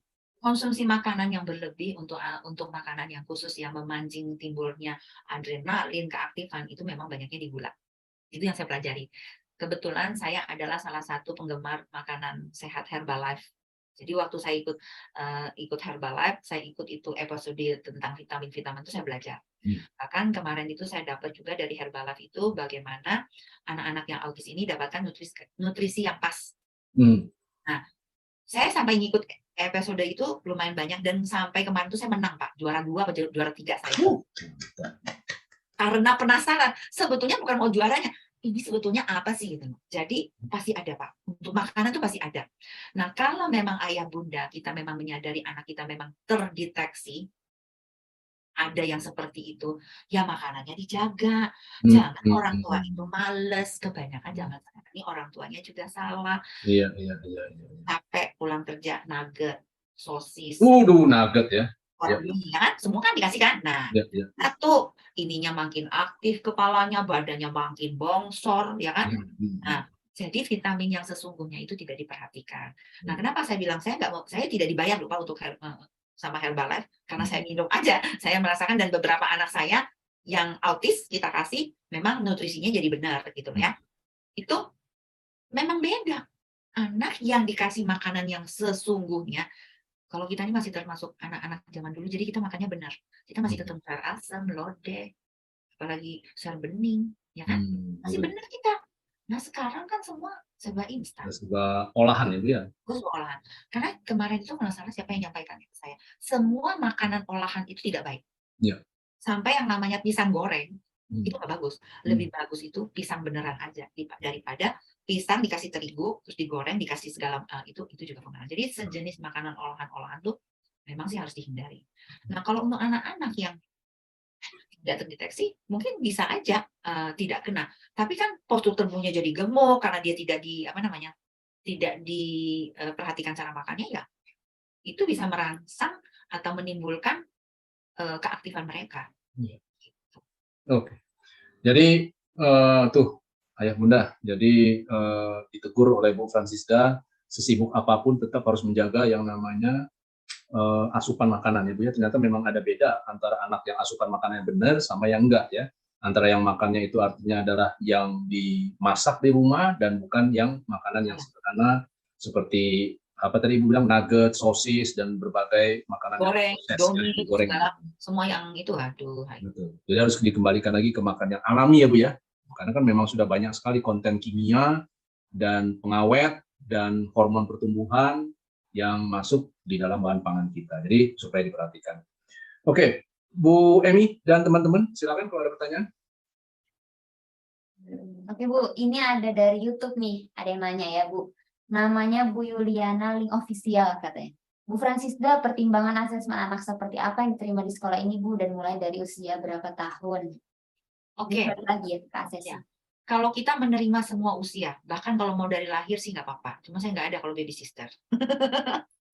Jadi biasanya yang kita terima yang usianya usia kelompok bermain, TK, dan memang orang tua itu sudah tahu nih, oh kan perkembangan anak itu kelihatan pada usia dia sebulan, 2 bulan, 3 bulan, bagaimana. Dulu saya belajar di psikologi, kalau misalnya gini, anak itu fokus atau enggak, pas dipanggil dia noleh atau di main ciluk mbak, itu pelajaran saya pertama kali di psikologi, itu dapat semua.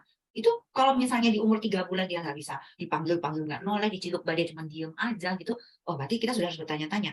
Dan apa gitu kan. Terus orang tua juga harus jeli, jangan kenapa ya, oh banyaknya lagi orang tua suka bilang begini, nanti juga akan berubah, mau nanti kapan kalau nggak kita meriksa ya kan, kita cek.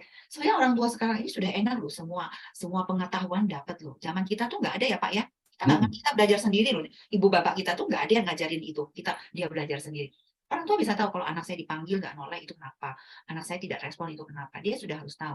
Nah jadi kalau di kita terima semua anak itu, bahkan tidak ada bermasalah pun kita selalu kasih asesmen. Kenapa? Untuk menjaga, untuk membantu anak-anak ini mengatasi masalah yang dihadapi. Itu anak. Orang tua juga begitu, supaya yang menjadi masalah orang tua itu bisa teratasi. Jadi saya mau kapanpun asesmen, ayo mari. Gitu. Kalau di asesmen kita juga nggak terlalu lama, paling lama kita butuh waktu sekitar 1 jam. Kalau di TML saya nggak tahu deh berapa lama. Kita biasanya kalau yang butuh cepat 1 jam, kita lihat dulu reaksinya bagaimana. Kita lihat nanti nilai dari asesmen itu, kita lihat reaksinya bagaimana, positifnya gimana, negatifnya gimana. Terus kita lihat lagi sensorinya.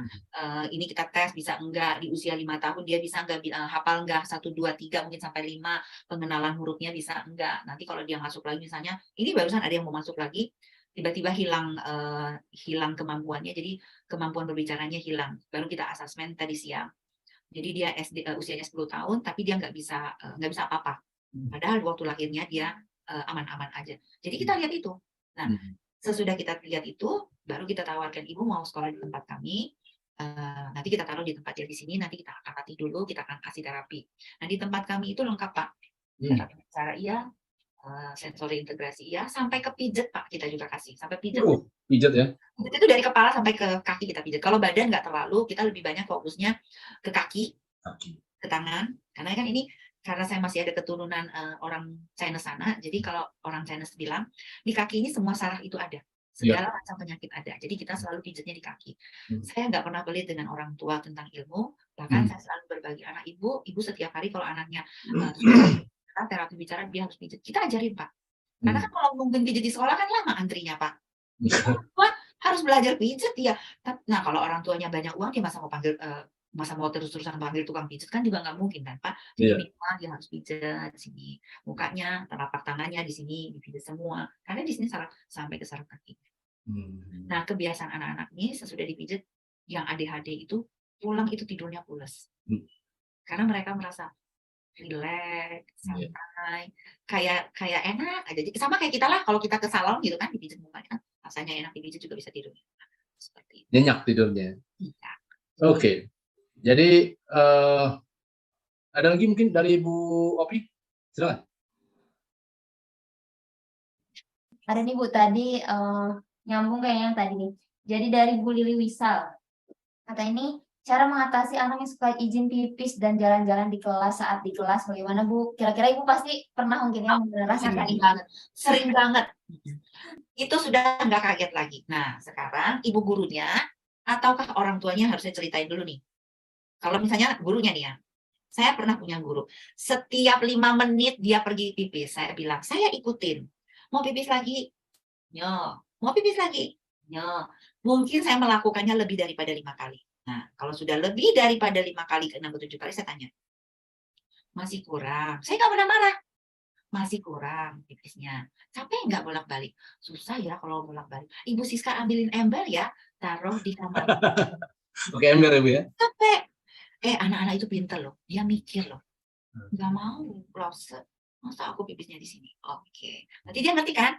Nah, kalau sudah begitu, makanya kalau pipis itu nggak harus 5 menit. Nah, mulai besok ibu guru sebelum masuk ke kelas, ayo saya akan teriak sebelum pelajaran dimulai. Semua guru saya akan saya bilang, sebelum pelajaran dimulai kita tanya dulu. Selamat pagi anak-anak, apa kabar hari ini? Sehat semuanya? Sehat. Sudah makan? Sudah. Sudah minum? Sudah. Minumnya banyak nggak? Banyak lah, Ustaz. Saya minumnya 2 gelas, saya 3 gelas. Oke. Daripada nanti izin-izin pipis 5 menit, ayo sekarang Ibu Siska anterin. Saya bawa Pak sekelas itu ke depan kamar mandi. Pertama seru berondongan.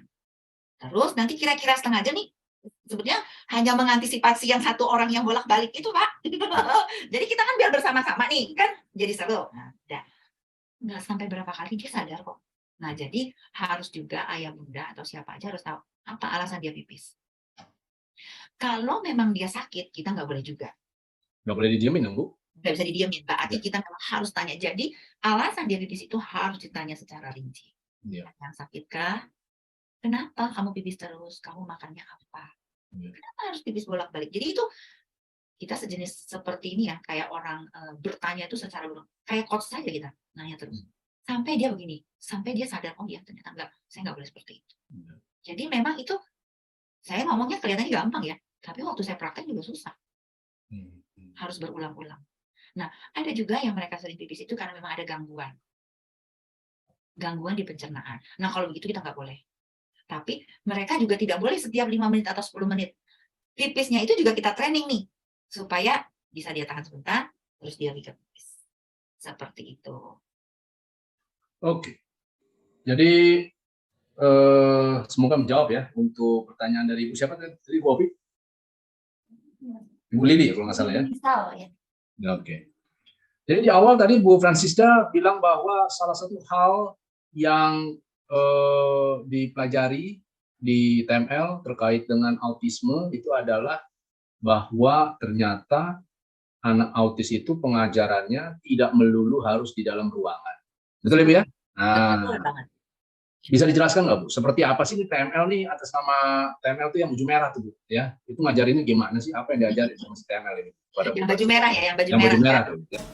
Oh, kita berhenti sejenak untuk informasi sekilas mengenai program training pemberdayaan orang tua terkait dengan edukasi dan terapi autisme.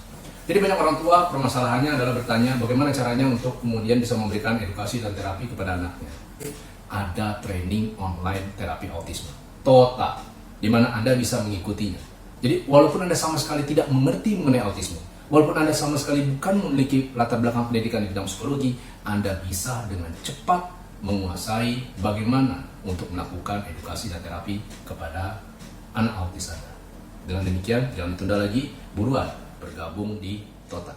Sekarang kita kembali lagi ke video. Oke, pertama kali saya ikut TML itu saya belajar tentang generalisasi. Jadi satu behavior bisa disambungkan dengan behavior yang lain. Terus dengan alam. Selama ini, karena saya mungkin psikolog jadul ya, karena angkatan 86 ya, saya ngerasain juga ya. Tapi jadulnya saya juga nggak terlalu jadul banget sih, karena pengalaman jadi lebih berarti gitu ya. Jadi kita boleh tanding lah psikolog lulusan zaman sekarang sama yang dulu kayaknya ya, yang penting banyak latihan aja gitu kan. Saya merasa bahwa dulu waktu saya dapat pembelajaran tentang autis atau anak berkebutuhan khusus, saya tidak pernah menemukan yang namanya belajar di alam. Yeah. Dan saya nyambung dengan TML, kenapa? Karena saya lihat beberapa IG-nya, bagaimana TML itu belajar tentang life skill. Anak autis bisa merasapi, anak autis bisa belajar bercocok tanam. Itu benar-benar life skill banget. Dan itu adalah salah satu modal buat anak-anak yang berkebutuhan khusus. Tapi sebetulnya kalau saya pribadi, itu bukan hanya untuk anak berkebutuhan khusus. Kenapa? Karena zaman ini sudah berubah. Jadi anak-anak yang lahir sekarang ini harus kita didik yang keras, yang disiplin, yang disiplin lah. Yang disiplin itu artinya mereka harus belajar mengenal ini boleh, ini tidak boleh. Itu untuk semua anak boleh. Nah, dengan alam itu anak-anak kan touch-nya ya lebih enak. Jadi misalnya dia tentang kemarin tuh belajar tentang kelembutan, bagaimana meraba daun, ya kan? Terus nggak boleh lagi kita jadi orang tua. Jangan pegang sapi, sapinya kotor, nggak bisa. Emang dia mau ditaruh di dalam kamar terus apa? Nggak bisa. Dia harus pergi ke dunia nyata. Nah, itu yang saya tidak dapat. Waktu saya masih kuliah saya tidak dapat itu. Jadi akhirnya saya mikir, nyambung. Ibu mau Bapak mau tahu bagaimana sesudah saya dapat TMR, anak saya suruh nyapu di lapangan loh, Pak. Mantap itu tuh ya. Saya nyapu. Waktu itu lagi ada kegiatan olahraga hujan, saya suruh tuh anak nyapu, Pak. Pak, namanya anak autis itu kan tenaganya kuat ya, Pak.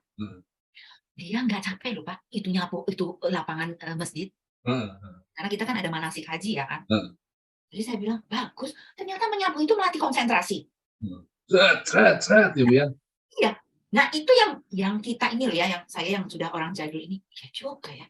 Ternyata harus begitu. Terus saya sesudah itu saya belajar. Waktu itu langsung begitu saya dapat TMR, saya itu lebih banyak keluar. Jadi saya bawa dia ke lapangan karena dekat di sini kan lapangan masjid ya. Saya suruh tuh anak-anak nyambutin daun satu-satu. Ya terserah nanti urusan tugas masjid mau marah sama saya sudah nggak mikirin dah. Pokoknya yang penting anak saya megang daun aja, dipetik. Saya suruh dia remes-remesin. Nah, itu udah belajar banyak kan ya, Pak? Meremas, motorik halus dapat, motorik sensorinya dia dapat. Ternyata lebih asik. Udah gitu penciuman. Oh, baunya kok kayak gini. Nah, dia tahu tuh baunya daun. Terus nanti daun yang satu sama daun satu kan kadang-kadang, bukan kadang-kadang, baunya kan beda ya. Nah, dia belajar. Itu kan sudah indra dia dapat lagi. Ntar disuruh diam tutup mata. Coba ada yang dengar angin enggak? Saya sampai kadang-kadang saya mikirin TMR ini benar-benar keterlaluan juga saya disuruh dengar. Bersyukur, makanya saya bersyukur gitu loh. Kita dengan duduk diam, suruh dengar angin, mungkin dia sampai ada yang begini nih. Tapi bagus tuh Pak, apa? Dia belajar bahwa ini loh angin berhembus itu ada rasanya gitu. Jadi nggak rugi banget deh. Malah saya bilang, saya nambah. Nah, anak-anak yang spesial, wah itu dapetnya luar biasa. Sedangkan anak yang tidak spesial, itu juga pembelajaran buat mereka. Karena mereka di rumah kan mungkin ada anak-anak yang mampu, orang tua yang terlalu rapi, anaknya tidak boleh pegang yang kotor, terus harus bersih terlalu. Itu kan banyak, Pak. Jadi kenal dunia nyata yang diajarin cuma dunia yang baik-baik saja. Nah, saya mohon sih kepada orang tua, supaya orang tua juga bersih itu memang harus. Tapi sekali-sekali kotor tidak salah. Karena dengan kotor, kita belajar hal baru. Jangan Pak ya, dengan kotor kita belajar hal baru. Kalau kita belajar bersih terus nggak ketemu Pak. Nggak ada yang namanya, nggak ketemu. Betul. Nggak ketemu. Dari kotor kita belajar, harus disapu, harus dipel. Dari kotor kita belajar, oh ini nggak bagus, ini jorok, ini bagus, ini harus dibersihkan. Jadi logika jalan seperti itu. Dari kotor kita belajar, kayak iklan ya, deterjen B29. Mantap. Gitu. Oke, jadi ini menarik ya, bahwa ternyata lulusan daripada homeschool ya dengan lulusan daripada sekolah formal itu berbeda ya. Jadi berbeda Pak, sekarang sudah sama. Enggak, maksud saya artinya kualitas karakteristiknya gitu ya, di mana artinya ibu lebih banyak mengajak mereka keluar ya kan, lebih banyak artinya bersentuhan dengan alam gitu kan, walaupun secara ijazah dan lain-lain sama begitu ya. Betul ya yang ibu sampaikan. Oke, nah kembali lagi, kalau seumpamanya autis berarti lebih cocok kemana nih Bu? Ke homeschool atau ke sekolah formal? Kan di sekolah formal juga ada kata orang tuanya, artinya ada inklusi supaya ketemu sama teman dan lain-lain. Silakan. Sebetulnya Pak, anak autis itu mau ditaruh dimanapun oke. Tapi yang harus diingatkan, apakah sekolah itu bisa mengayominya? Itu sih intinya. Dia mau ditaruh di mana saja dia tidak ada masalah. Nah, saya barusan ini baru pulang dari satu sekolah swasta. Saya baru pulang karena saya lagi monitoring ke satu sekolah swasta ini. Dia bilang, kita sekolah inklusi, kita menerima anak yang berkebutuhan khusus dengan catatan.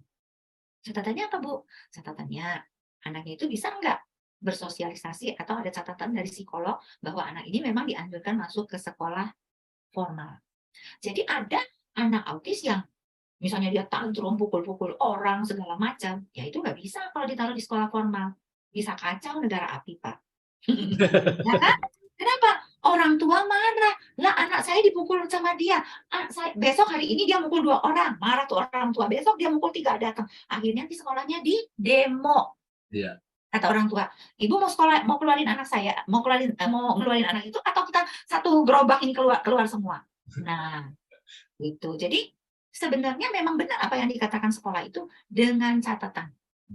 Karena seperti anak saya ada anak saya itu namanya Dimas. Dimas ganteng, putih, papanya pinter, dia juga pinter. Bapak mau tahu waktu dia diterima di sekolah saya belum masukin dia di dalam kelas. Saya asesmen 3 bulan, saya pegang sendiri. sampai baju sobek, sampai pintu pecah. Pintu kaca kali Bu. Pintunya pecah. Jadi dari apa? Dari plywood sampai pecah, retak.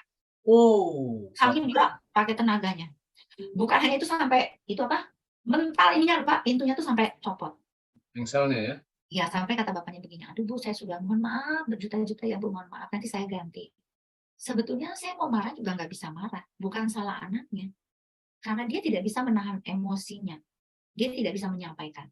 3 bulan. Dia masuk di TK, 3 TK. Semua keluar. Akhirnya dia nggak kelas 1. Dia nggak kelas 2. Masuk di kelas 2 cuma 3 bulan. Langsung pindah dari kelas 3. Bapak mau tahu sekarang dia SMP kelas 1. Jeniusnya bukan main. Jenius. Ngomongnya sekarang sudah bagus. Tapi masih baku. Dia tahu tangga satu deretan. Dia tinggal di perumahan. Dia tahu nih. Bapak yang di pojok sana namanya Pak Amir, mobilnya Avanza. Bapak yang di sana, di pojok sana pakainya Toyota. Dia bisa tahu. Saya lagi mikir, saya aja perasaan tetangga punya cuma sedikit, saya belum tentu hafal mobilnya mereka apa. Iya. Dia tahu. Bahkan sampai bunyi mobilnya dia tahu. Kalau bunyi mobil ini, yang datang si Bapak ini. Nah, Bapak, kalau kayak gitu, sudah serem ya Pak ya, kayak tuyul, kayak ini aja kan. Pitch namanya. Nah, tapi apa dia bisa di sekolah formal? Ya nggak bisa Pak. Habis digebukin temennya. Iya. Ya kan? Nah, tapi karena dia ditaruh di tempat kami, jadi orang bilang the right man, the right place, ya kan? Artinya dia ditaruh di tempat kita, sekarang bagus. Waktu pertama kali dia masuk itu, seperti yang saya ajarin, 3 bulan. Saya bapaknya. Jadi dia nggak mau nulis. Jadi gimana caranya nih anak supaya dia mau masuk ke kelas? Jadi saya bilang, ayo Bapak, Dimas nggak mau sekolah. Ya sudah, yang sekarang sekolah Bapak. Jadi ayo Bapak masuk. Dimas nggak mau sekolah, Dimas tunggu di luar. Saya selalu bilang begitu. Dimas tunggu di luar. Dimas tunggu di luar, nanti bantu Mama di rumah masak. Dia lihatin bapaknya sambil melihat saya melotot. Bapaknya duduk, karena memang saya sudah calling sama bapaknya. Bapak ikut ya, apa instruksi saya. Bapaknya masuk, ambil kertas, bawa tas. Duduk bapaknya, saya pura-pura ngajarin. Mari kita menggambar. Kadang-kadang saya mikir ini drama kali ya. Tapi ya, mau mana lagi? Itu cuma 1 minggu dramanya. Akhirnya kita nggak suruh dia, Dimas maksud, enggak. Akhirnya bapaknya masuk, dia ikut masuk. Saya gambar rumah. Bapaknya ikut juga 1 garisan. Karena kalau kita kan kalau gambar tuh 1 garisan, turun dulu ya, baru ke sini. Bapaknya ikut. Dia juga ikut, dia muncul di mana nih? Bapaknya gambar kok dia enggak, dia lama-lama dia lepas sampai akhirnya sudah bagus. Bapaknya bilang, Dimas sudah pinter. Sekarang Dimas belajarnya sama Rosa Siska aja. Bapak tunggu di luar karena Bapak harus beli obat. Kalau enggak nanti bapaknya bilang, oh Bapak lagi mau pipis. Pokoknya bapaknya alasannya supaya dia dengan saya berdua. Sekarang Pak, udah cakep banget. Iya. Tapi proses. Ya kan? Nah, jadi tergantung sih kalau menurut saya. Banyak juga kok anak-anak yang tidak berkebutuhan khusus yang mereka tidak mau sekolah formal, banyak banget Pak. Iya. Gitu. Jadi balik lagi. Apa yang Ibu sampaikan tadi itu mengingatkan saya sama satu buku. Judulnya adalah Uncommon Therapy, terapi yang nggak common, terapi yang nggak umum oleh J. Haley. Benar. Jadi artinya bapaknya yang kemudian dibawa masuk, lalu kemudian anaknya di luar, yang liatin, lama-lama kemudian apa yang berubah? Frame of reference, cara dia memandang. Oh ternyata sekolah itu beda ya, ketika dia apa yang dia bayangkan dengan apa yang dia lihat, frame of reference-nya berbeda. Di dalam buku J. Haley itu ada cerita seorang yang menganggap dirinya sebagai Yesus. Jadi dia datang, dia menganggap dirinya sebagai Yesus, dia memiliki suatu imajinasi ya, waham yang besar sekali gitu. Lalu kemudian si terapisnya bilang, oh kamu begitu ya, ya kalau begitu kita ke lapangan. Nah, lapangan dia udah siapin sama kayak Bu Fransida tadi ngomong ya, udah buat skenario sama ayahnya. Jadi di lapangan si terapisnya itu membuat kayu diketok gitu kan, dibuat salib, lalu kemudian dipanggil, yuk sini, saya mau diajak kemana? Berbaring. Lu kok berbaring? Ya kamu kan Yesus. Jadi udah siapin aku sama itu menantang frame of reference dia. Iya. Ya kan, menantang frame of reference dia. Kalau sekiranya nanti akan keluar dengan sendiri. Jadi persis seperti apa yang Ibu lakukan. Jadi persis seperti apa yang Ibu lakukan. Jadi artinya tadinya anaknya nggak mau sekolah, mungkin dia punya image tertentu yang kita nggak tahu ya, apapun itu yang ada di dalam pikiran dia. Tapi karena dia ngeliat bapaknya yang sekolah, tiba-tiba frame of reference itu ternyata asik juga ya. Yaudah nih kalau gitu saya masuk deh. Kurang lebih seperti itu ya. Jadi saya teringat dengan buku itu. Oke, Bu Opi silakan. Kalau ada pertanyaan lagi dari Yusuf. Dari Yusuf. Dari Yusuf, silakan. Iya Bu, gini. Jadi sebenarnya pertanyaannya dari Bu Anita dan Bu Leni. Yang intinya tadi sudah ditanyakan Bu, bagaimana pertimbangannya anak autis ini lebih baik di homeschool atau sekolah inklusi kayak gitu. Nah, tapi karena tadi sudah terjawab ya, semoga ibu ini memperhatikan. Nah, tapi mungkin bisa diberi pertimbangan yang kuat lagi karena ternyata ada ketakutan kalau misalkan di inklusi ini takut dibully, terus takut pendampingnya ini nggak jaga dengan baik, dan kalau misalkan di homeschool tuh ada ketakutan juga nggak bisa sosial misalnya kayak gitu. Nah mungkin ibu bisa lebih memberikan pertimbangan antara dua sekolah itu kayak gitu untuk menghilangkan rasa ketakutan yang ibu-ibu di luar sana rasakan kayak gitu mungkin. Silakan Bu Fransisda. Mama, papa, bunda, kalau kita mau besarin anak kita, yang satu saya pesan, nggak boleh punya rasa takut. Karena kalau kita punya rasa takut, anak kita nggak akan jadi manusia seutuhnya, dan anak kita tidak bisa berkembang secara maksimal. Contohnya, dari kecil dia sudah SD kelas 4, mungkin dia sudah harus belajar nyalain kompor, cetek. Kalau satu hari itu dia tidak diajari dan kita punya rasa takut lebih besar mencetek itu kompor gas, dia bukan akan menjadi anak yang mandiri, dia akan bergantung. Jadi memang yang paling susah diatasi adalah memang rasa takut. Ya saya juga punya rasa takut. Ya waktu saya melakukan terapi, ini benar nggak ya? Tapi saya harus mencoba. Pasti ada min dan plusnya. Itu namanya resiko. Ya kan? Resiko. Nah, dimanapun dia ditaruh, misalnya dia di sekolah di inklusi, pasti Bapak Ibu bilang begini, sudah pesan kepada orang tua, kepada sekolah, Ibu, anak saya spesial. Mungkin ya, dia punya kelebihan seperti ini, tapi dia juga punya kekurangan. Kekurangannya Ibu sebutkan, kelebihnya juga Ibu sebutkan, dan dia punya masalah, kadang-kadang dia bisa tantrum, kadang-kadang dia bisa ngamuk. Itu harus diceritakan di awal mau memasukkan anaknya. Karena kalau kita orang tua tidak menceritakan, guru bukan Tuhan, dia tidak bisa mendeteksi semua anak satu persatu. Apalagi satu kelas itu isinya 20. 20 anak berarti 20 karakter. Jadi itu harus briefing di awal di satu sekolah yang diterima, itu harus pasti. Amankan hati kita ke sekolah itu, menitip anak kita. Tetapi kita juga nggak asal melepas, kita harus cek and recheck. Bagaimana hari ini? Pegang nomor telepon guru kelasnya. Pegang nomor telepon kepala sekolahnya. Kalau terjadi kasus bully, tanya salahnya di mana. Karena tidak semua, kalau saya jujurin, mungkin saya dianggap salah. Tidak semua masalah yang dihadapi anak-anak di sekolah itu selalu berdampak negatif. Setuju nggak, Pak? Setuju nggak? Kenapa?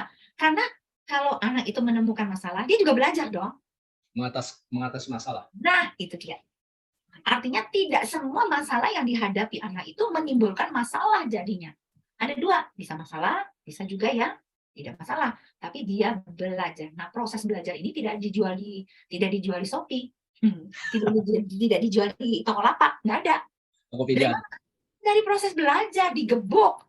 Oh, iya. Saya pernah ngajarin anak saya digebuk, kata suami saya, Regi digebuk, balas lagi, balik sana, pukul. Apa? Jadi dia juga bukan kita ngajarin nggak baik ya Pak. Ya. Artinya masalahmu itu kamu harus atasi. Ya. Makanya nggak usah khawatir. Pegang nomor telepon guru kelasnya, pantau dia. Misalnya di kelas Ibu hari ini, mungkin satu hari nih, nunggu di depan. Ibu, anak saya di kelas di mana? Pasti dijawab, aman Bu, baik-baik aja. Oke, tenang, duduk dulu minum. Nanti kira-kira masih ragu, kira-kira sudah mau pulang sekolah. Gimana Bu? Hari ini anak saya? Oke Bu, oke. Biarkan itu terjadi seminggu, 2 minggu. Dia akan belajar. Kalaupun terjadi masalah dengan anak itu atau dia dibully, Bapak Ibu nggak usah sedih. Karena bully itu sekarang terlalu keren aja bahasanya gitu-gitu. Bully dulu padahal kita dibully juga kita nggak ngerti ya Pak ya. Dimarahin orang, dikatain orang, sekarang baru dikatain bully. Ini kadang-kadang bahasa sekarang ini dikit-dikit orang nggak diapa-apain bully, baru ngomongin kamu jelek bully. Ini kadang-kadang agak lebay juga nih kadang-kadang ya anak-anak kita itu kan begitu ya. Padahal dulu kita dilempar sama bata aja kita ya terima ya Pak dulu. Zaman dulu nih, zaman saya. Karena kan saya sekolah di Kalimantan kan. Apalagi kalau kita tinggalnya di desa ya kan. Kita dilemparin sama teman kita nggak bilang dibully. Kalau sekarang ini ya udah ngetop. Ibu dilempar bata nggak butuh healing? Hah? Apa Pak? Contohnya. Kalau dilempar bata nggak butuh healing ya? Nggak perlu. Oh, nggak perlu ya. Soalnya kalau kebanyakan yang dikatain sedikit aja langsung butuh healing gitu ya. Nah, gitu kan. Gitu. Jadi, apa ya? rasa takut sama khawatir itu juga nggak boleh terlalu berlebih, karena faktor berlebih sama itu juga akan jadi menimbulkan masalah, karena juga orang tua yang memiliki rasa takut dan khawatir yang berlebih itu masalah loh buat anaknya. Orang tua yang terlalu perfeksionis itu bagus? Enggak. Ya kan? Enggak. Saya belajar banyak. Orang tua yang terlalu perfect itu menimbulkan efek juga yang nggak bagus. Jadi sekali-sekali dia nggak apa-apa. Jadi itu pesan saya. Jadi bagaimana sekolah inklusi itu, inklusi kan terbuka ya, kita tinggal datangi. Kalau di homeschooling tetap harus, karena kalau untuk homeschooling itu kan di rumah nih, ada yang di rumah, ada juga yang komunitas yang seperti saya. Kalau di saya tuh komunitas, jadi homeschoolingnya tiap hari datang, sama seperti sekolah formal. Saya tidak setuju, saya tidak mengizinkan anak saya homeschooling murid saya yang ke rumah homeschooling itu, kita datang guru itu, kalau memang dia tidak ada masalah, kecuali dia pakai kursi roda, ya saya harus datang. Tapi yang datang kursi roda pun, saya akan bilang, nggak usah 1 minggu ya, tetap kamu datang, tapi datangnya seminggu cuma 2 kali. Apa? Supaya sosialnya dapat. Nah, kenapa saya bilang lebih tepat? Saya nggak bilang tepat atau tidak tepat ya, tapi bagaimana orang tua ini memilih. Saya salah kalau misalnya tentukan homeschooling lebih baik atau inklusif lebih baik, enggak. Tapi lihat kebutuhan anaknya. Kalau homeschooling ya memang terbatas muridnya, gurunya mendampingi terus kan, karena satu kelas itu cuma sedikit, gurunya banyak, otomatis lebih teratasi. Nah, yang orang tua senang sekarang ini kalau untuk homeschooling yang komunitas adalah mereka nggak perlu lagi bayar guru les. Nggak perlu lagi bayar guru les, karena satu, mungkin biaya homeschooling lebih mahal ya dibandingkan dengan atau itu mungkin lebih mahal. Tapi kan anak itu diperhatikan satu persatu. Muridnya 5 atau muridnya 4, gurunya 1. Muridnya 6, gurunya 2. Gurunya bisa pegang 3. Jadi semua kebutuhan anak itu bisa teratasi dengan ada gurunya. Seperti itu. Terjawab atau kurang? Terjawab ya Bu ya? Terjawab ya. Oke. Nah, jadi silakan orang tua menentukan. Dan yang terakhir pesan saya adalah deteksi dulu anaknya. Kalau memang itu anak bisa di formal, monggo pergi ke formal, karena di sana kamu akan belajar menghadapi tantangan dunia yang sesungguhnya, gitu kan. Tapi kalau kamu masih ada rasa iya apa tidak, pergilah ke homeschooling, karena di sana lebih tenang, lebih diperhatikan gitu ceritanya. Ya, ayah bunda sekalian, ini yang berbicara adalah Bu Fransisda yang memiliki di kantongnya 23 tahun pengalaman. Betul Bu ya?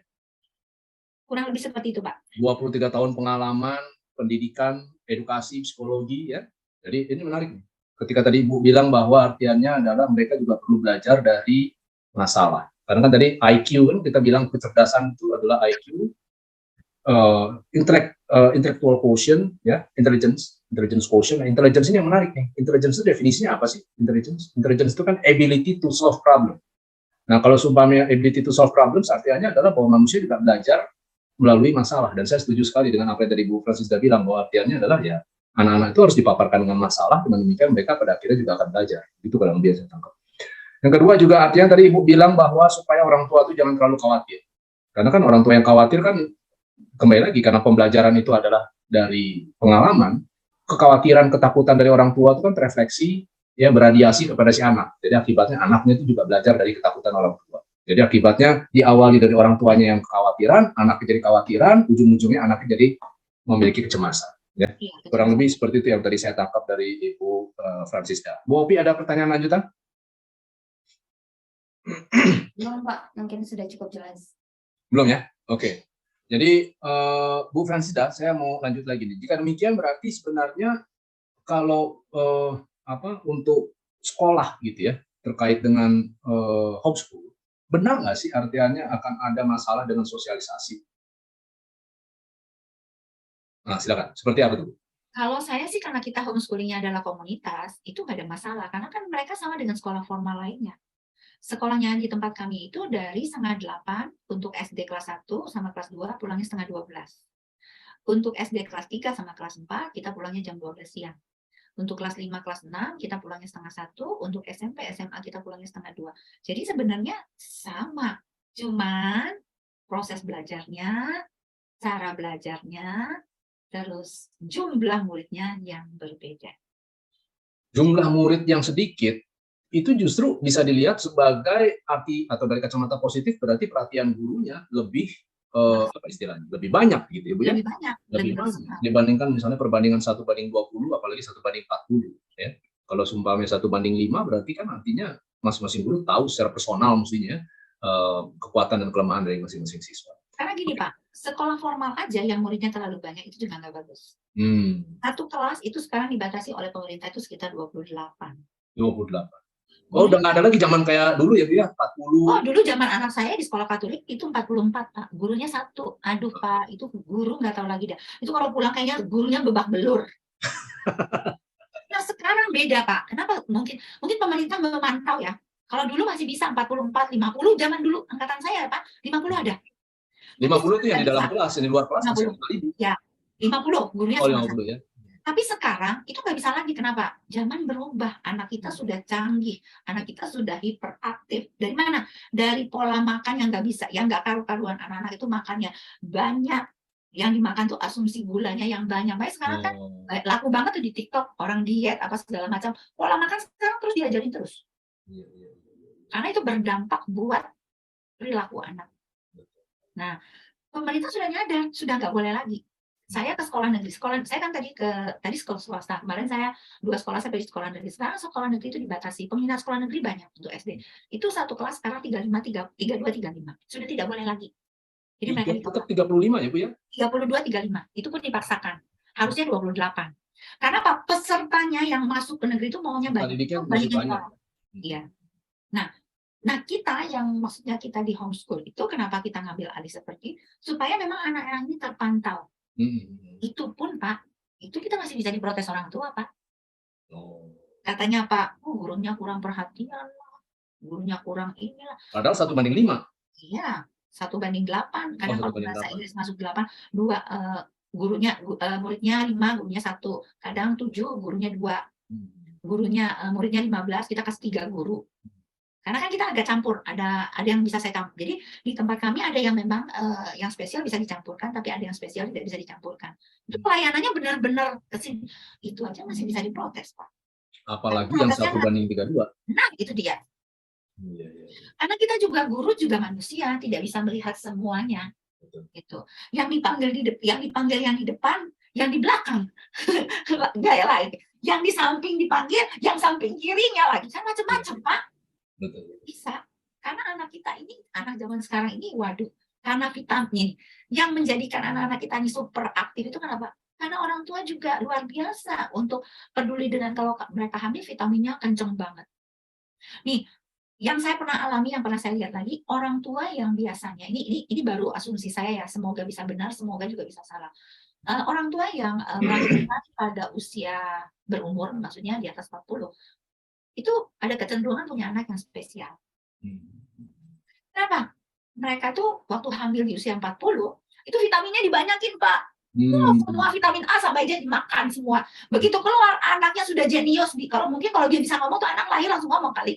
Karena vitaminnya kompleks lengkap. Nah, ini Pak, jadinya Pak, ADHD. Ya kan? Karena apa vitamin yang, kan nggak semuanya itu nggak boleh berlebihan ya Pak, harus pas ya.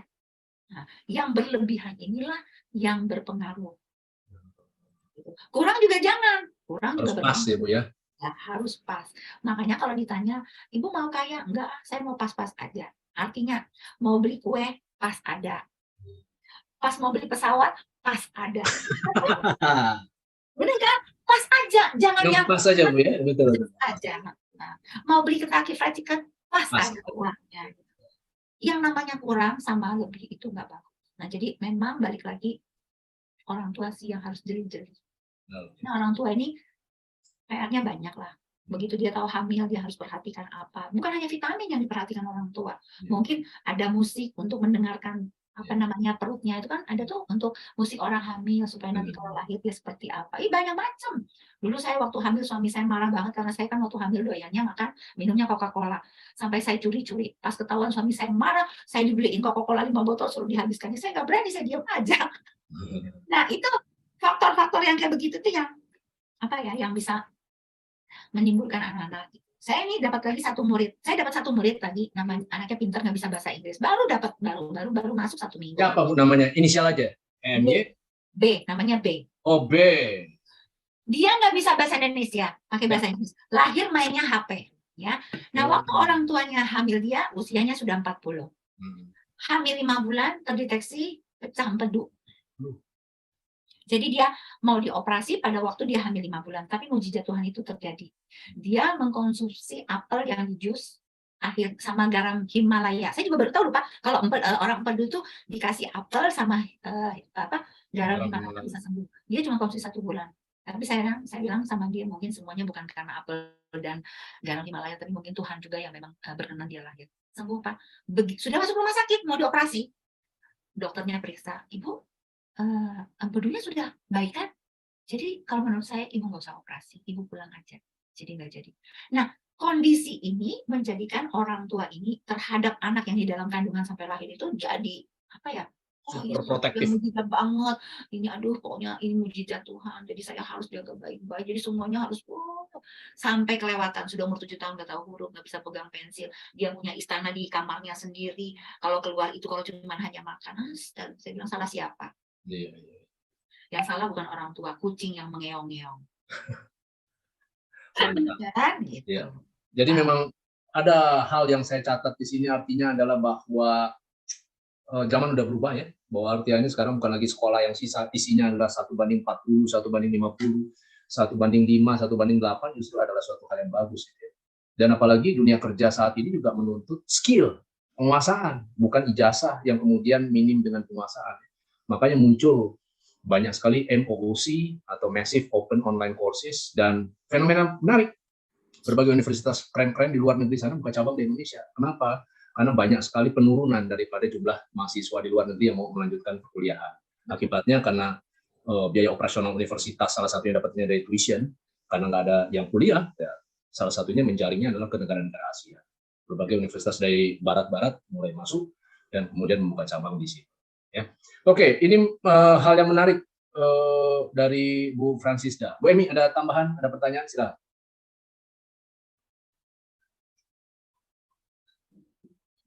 Ya, Bu Francisda. Ibu deg-degan nggak ini sama tanya lagi? Enggak. Saya yang deg-degan, tugas saya belum selesai. Nah, baik, begini Bu, ini saya mau spesifik ke bagaimana ketika Ibu menangani anak autis, kan tadi semuanya adalah trial and error. Artinya coba-coba, karena kita nggak pernah tahu metode itu akan berhasil atau tidak. Gitu. Nah, maksud saya, bagaimana sih prosesnya, atau apa sih yang Ibu rasakan ketika awal nih, dapat anak autis, nggak ngerti tentang ilmunya nih. Kemudian sampai menuju pada Ibu udah mungkin apakah dapat dari pengalaman ataukah dari apa gitu yang membuat Ibu pada akhirnya itu menjadi semakin paham bahwa ketika saya kerja dengan anak yang tipikal atau normal, saya harus begini. Ketika saya harus kerja dengan anak autis, saya harus begini. Nah, artinya proses atau cara apa sih yang Ibu jalanin atau lakukan sejauh ini sampai bisa mendapatkan itu kan gini, trial error itu kan kita harus mikir, harus ketemu ide. Nah, mikir ketemu ide itu kalau kita nggak punya referensi atau nggak pernah punya pengalaman atau nggak punya ilmu kan nggak akan sampai ke kepikiran itu gitu maksudnya. Nah, bisa diceritakan nggak Bu? Saya dibilang rajin membaca, dibilang rajin sekolah juga nggak terlalu juga ya. Tapi karena memang saya itu kalau menemukan satu kasus, biasanya saya akan renungkan, saya pikirkan, saya cari, mungkin baca, karena saya pikir beli buku mahal, jadi saya pakai Google aja ya. Mbah Google kan udah banyak ya, jadi cari ini bagaimana gitu. Jadi memang bukan hanya trial dan error dan yang saya praktekkan, tapi juga saya ada juga materinya. Jadi materi yang saya dapat dari bermacam-macam. Jadi memang kita sebagai guru atau kita sebagai terapis itu memang kita harus tiap hari belajar. Jadi semakin banyak kasus yang kita tangani, semakin banyak kita dapat ilmu. Jadi itu akan berkaitan satu dengan yang lain. Jadi contoh lagi seperti ini. Saya punya anak yang begitu datang dia nangis sudah ada berhenti. Tapi saya perhatikan dulu, nangisnya ada air matanya enggak? Oh enggak. Berarti dia action, nangisnya kencang banget. Saya cuma bilang gini, ya udah nangis aja di situ ya, mama dadah pulang ya. Dia di sini sekolah dia nangis kencang. Saya lihat air matanya enggak ada, oh enggak ada. Berarti kan dia cuma hanya cari perhatian. Nah, saya diamkan aja dulu. Satu kali dia seperti itu, 2 kali seperti itu, saya baru bikin pendekatan. Mungkin saya akan duduk di sampingnya. Capek enggak sih nangisnya? Capek. Oke, kalau capek langsung Siska ambilkan air ya, minum dulu. Nanti selesai minum, nanti nangis lagi. Diturutin itu Mbak. Dia minum terus dia nangis lagi. Terus saya lihatin lagi. Memang kita harus benar-benar didampingi dia. Dan yang saya rasakan tuh saya memang harus bisa menenangkan diri saya, karena kalau misalnya saya tidak menenangkan hati saya, pikiran saya, emosi saya, perlu digigit aja nih anak rasanya, ya kan? Itu yang susahnya tuh di sana, yang waktu kita mempertahankan sudah selesai. Nah, akhirnya dia berhenti. Itu saya belajar dari teori mana itu, saya nggak tahu juga. Akhirnya, berhasil masuk di dalam kelas. Ada lagi yang nangis seperti orang digebukin sampai habis, sampai air matanya berlinang-linang, sampai kita nggak tahu masalahnya apa, dia nangis sampai habis-habis. Ibu mau tahu saya apa yang saya lakukan? Saya ambil gayung. Saya suruh dia pegang gayung. Sudah nangis aja yang banyak di gayung ini. Kumpulkan nanti air matanya buat Lausus Siska buat beli AC. Saya suka bilang karena kita waktu itu belum punya AC. Dia sampai dia lihat itu air matanya di gayung itu. Tapi kok nggak penuh-penuh. Sampai saya diketawain sama teman-teman saya, kamu tuh ada-ada aja ngasih. Saya bilang habis kita nggak bisa lagi mau mikir bagaimana, udah pakai cara gitu. Tapi karena dia merasa itu gayung nggak penuh, air matanya cuma netesnya lama lagi turun ke gayung itu ya, dia berhenti. Nah jadi ada yang namanya teori ketekunan, kalau saya bilang teori ketekunan, yang jadinya akhirnya dia mikir nggak guna dia nangis. Jadi kita nggak memang teori saja tidak cukup. Praktek juga nggak cukup, itu harus dikombin. Tapi dua-duanya itu juga tidak lengkap kalau kita tidak belajar. Jadi kayak saya misalnya, saya kan memang suka nih, ini saya dapat. Nanti saya misalnya waktu saya belajar tentang ABA itu apa sih? Saya akan cari dulu. Memang saya tidak ikut dalam satu organisasi. Sekarang aja saya baru ikut di HIMSI. Di HIMSI itu Ikatan Psikologi yang ada di Indonesia. Jadi saya ikut. Jadi saya kebetulan barusan ini diangkat jadi pengurus untuk Banten. Ya saya jujur ya belajar cari ini masalahnya seperti ini. Jadi tetap harus ada latihan. Nah hebatnya selama COVID ini kan kita banyak dari webinar ya kan.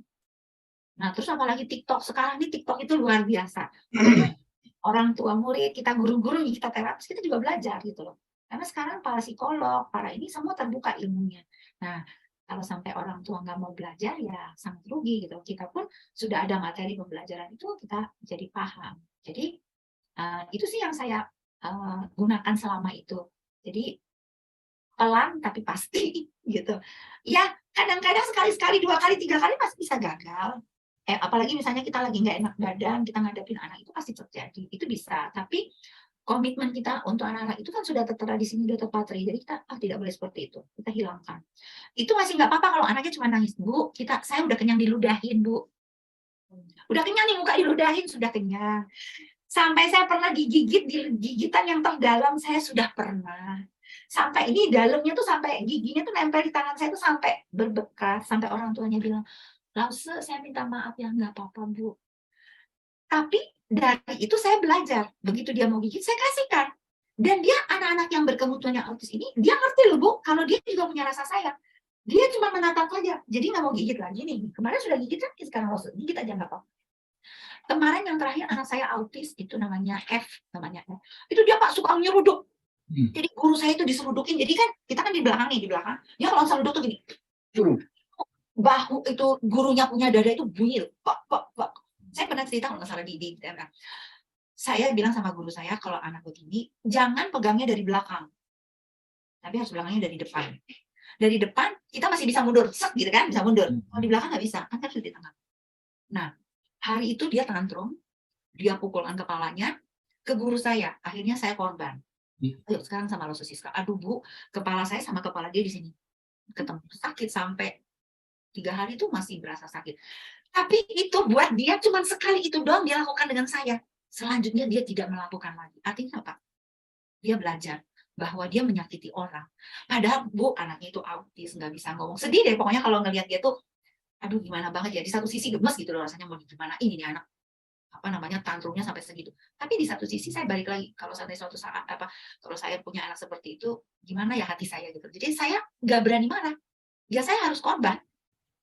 Guru saya banyak sekali kena cakaran sama yang gigit atau segala. Ya tapi memang harus kita ikhlasin gitu. Jadi belajar dari itu ya hati sih yang kayaknya hati ini yang lebih banyak bicara sih. Wah, yang banyak bicara. Mantap banget. Jadi memang penanganan atau profesi menangani anak-anak autis ini itu adalah sebenarnya kalau dibilang nggak berlebihan, kalau dibilang part art, part science. Sebagian itu adalah art, sebagian adalah sains. Kalau art sepenuhnya juga istilahnya hanya mengandalkan hati juga salah, mengandalkan terlalu banyak teori juga salah, jadi harus tepat yang Ibu bilang tadi ya. Artiannya harus memang dedikasi. Saya nggak melakukan lagi sampai digigit Ibu ya, itu tetap diberikan ya. Itu artinya menunjukkan bahwa Bu Fransisda dan tim memang dedikasinya sangat tinggi sekali terkait dengan pengembangan anak-anak autis. Namun saya juga tertarik dengan ada pernyataan Bu Fransisda tadi, yaitu adalah yang perlu diperkuat adalah orang tuanya. Ya, jadi artinya orang tuanya supaya nggak terlalu lemah, juga artinya tahu cara menanganinya. Banyak sekali apa yang disampaikan oleh Bu Fransisda tadi mengingatkan saya terhadap konten buku dari J. Harry tadi. Saya jadi teringat lagi satu kasusnya. Seringkali yang mengamplifikasi nangis itu adalah orang tua. Jadi ketika anaknya jatuh, orang tuanya ngomong, jatuh ya, sakit ya, aduh kasihan ya. Justru apa yang dikatakan orang tua mengamplifikasi, memperbesar rasa sakit tersebut. Akibatnya anaknya yang tadi nggak mungkin biasa aja, namun nangis jadi nangis. Kenapa? Dikatakan, oh sakit ya, oh perih ya, dan lain-lain. Akan jauh lebih berbeda kalau seumpamanya orang tuanya datang dan kemudian ngomong, aduh jatuh ya, yuk coba kita lihat yuk, darahnya warnanya hijau atau merah, hijau atau kuning. Ya, seketika rasa sakit itu berubah menjadi rasa penasaran. Jadi akibatnya apa yang tadinya harusnya responnya dalam menangis, tiba-tiba diisi dengan penasaran. Seperti yang tadi Ibu bilang dengan gayung dan air mata. Dipaksa-paksa, malah nggak penuh-penuh. Nggak penuh, dia sadar. Akhirnya dia mikir juga, kan berarti kan sia-sia gitu kan. Besok kalau dia mau nangis lagi, saya bilang, oke, nangis. Nggak apa-apa, Laus Siska senang kalau nangis. Tolong ya, ambilkan gayung. Kemarin gayung besar, saya ganti misalnya pakai mangkok. Sebetulnya cuma hanya variasi aja. Dia juga akan tahu kok, sampai 3 kali dia akan berpikir, kayaknya nggak penuh di air mata saya dengan 1 mangkok gitu kan. Jadi balik lagi, dia berpikir sendiri. Dengan sendirinya, sama yang teori yang dikasihkan Bu Emi kan pernah tuh. Jadi dia ternormalisasi. Oh, ternyata saya nggak berhasil nih, guru saya nggak ngikutin saya. Gitu. Jadi saya tuh yakin ya, saya tuh kalau ketemu sama orang tua, ya nggak tahu berapa banyak orang tua yang ketemu sama saya nangis dan segala macam. Saya selalu bilang gini sama orang tua, Tuhan itu tidak pernah mencobain orang itu tidak tepat orangnya. Apa yang Ibu dapat hari ini itu bukan sesuatu musibah, tetapi sesuatu yang menjadi tantangan buat Ibu. Kenapa? Ibu lebih hebat dari orang lain. Dan kalau saya sudah bilang begitu, orang tua akan bilang, iya juga ya, saya mampu.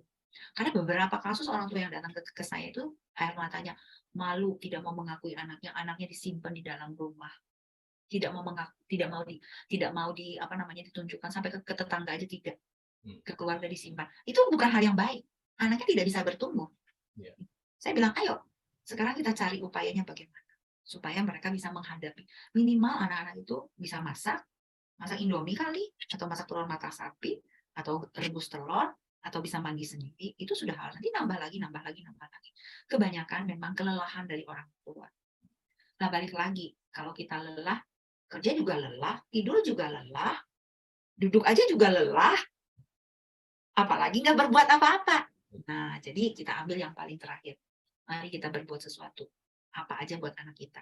Saya juga begitu, kadang-kadang saya juga lelah. Aduh, anak kok begini ya. Kok saya dapat dikirimin anak kok modelnya begini semua. Kadang-kadang saya juga berpikir, ini orang tua suka marah saya, Pak. Bahkan saya kalau ketemu orang tua yang memang mereka tidak perhatikan soal makannya, saya omelin, Pak. Saya nggak peduli. Silakan Ibu kalau mau nurut sama saya, monggo tetap di sekolah saya. Kalau nggak, silakan pergi. Saya memang sampai kata orang tua kalau ketemu sama Bu Siska, kalau ketemu Laus Siska, saya dipanggil Laus Siska. Gitu amat dia ngomongnya. Iya. Kalau memang Ibu tidak terima dengan anak Ibu, ya udah. Saya bilang kayak gitu. Karena balik lagi, nggak semua masalah yang ditimbulkan di dalam diri kita itu memberikan dampak yang negatif. Banyak dampak positifnya. Mantap. Jadi artinya zaman udah berubah, orang tua juga harus bisa mengatasi atau mengedukasi anaknya yang mungkin diberikan autisme ya, dan sekedar informasi bahwa nggak ada alasan lagi untuk nggak bisa, nggak ada alasan. Internet sekarang udah ada ya kan, bahkan TML sendiri juga memberikan aplikasi, membuat aplikasi khusus buat orang tua biar bisa belajar mendampingi anaknya yang autis, ada autisme. Iya. Ini orang tua yang dengar ini harusnya tuh bersyukur, berterima kasih sama TML. Ada aplikasinya, mereka bisa berlangganan. Ya ampun, zaman kita ya Pak ya, boro-boro ada yang bantuin, kita mikir sendiri, otaknya dibalik-balik kan ya Pak. Ya kan? Sekarang TML ada ya. Kepala jadi kaki jadi kepala. Mestinya tuh orang tua sudah daftar aja, karena kan saya lihat juga biayanya juga nggak mahal, masuk akal, mereka belajar gratis ya, bayar itu wajar lah mengganti pulsa kita ya kan, yang ngajar itu sesuatu yang harus memang mereka harus ada timbal baliknya gitu loh. Itu sebetulnya orang tua tinggal, jadi kata kuncinya cuma Pak, mau apa enggak? Motivasi. Mau atau enggak gitu aja Pak. Betul, mau atau enggak. Iya. Karena ya kembali lagi, yang bertanggung jawab terbesar adalah ya orang tuanya sendiri, bukan terapis, bukan sekolahnya. Tanggung jawabnya kan adalah ada di orang tua. Kalau orang tuanya nggak bisa ya susah juga. Gitu. Oke, Bu Ovi ada pertanyaan kah? Ada juga Pak, tapi ada juga yang orang tua menyerahkan Pak. Oh, nitipin. Aja, Iya. ada tuh Pak. Silakan Bu Ovi atau Bu Ismi, ada pertanyaan lagi dari YouTube atau dari WA?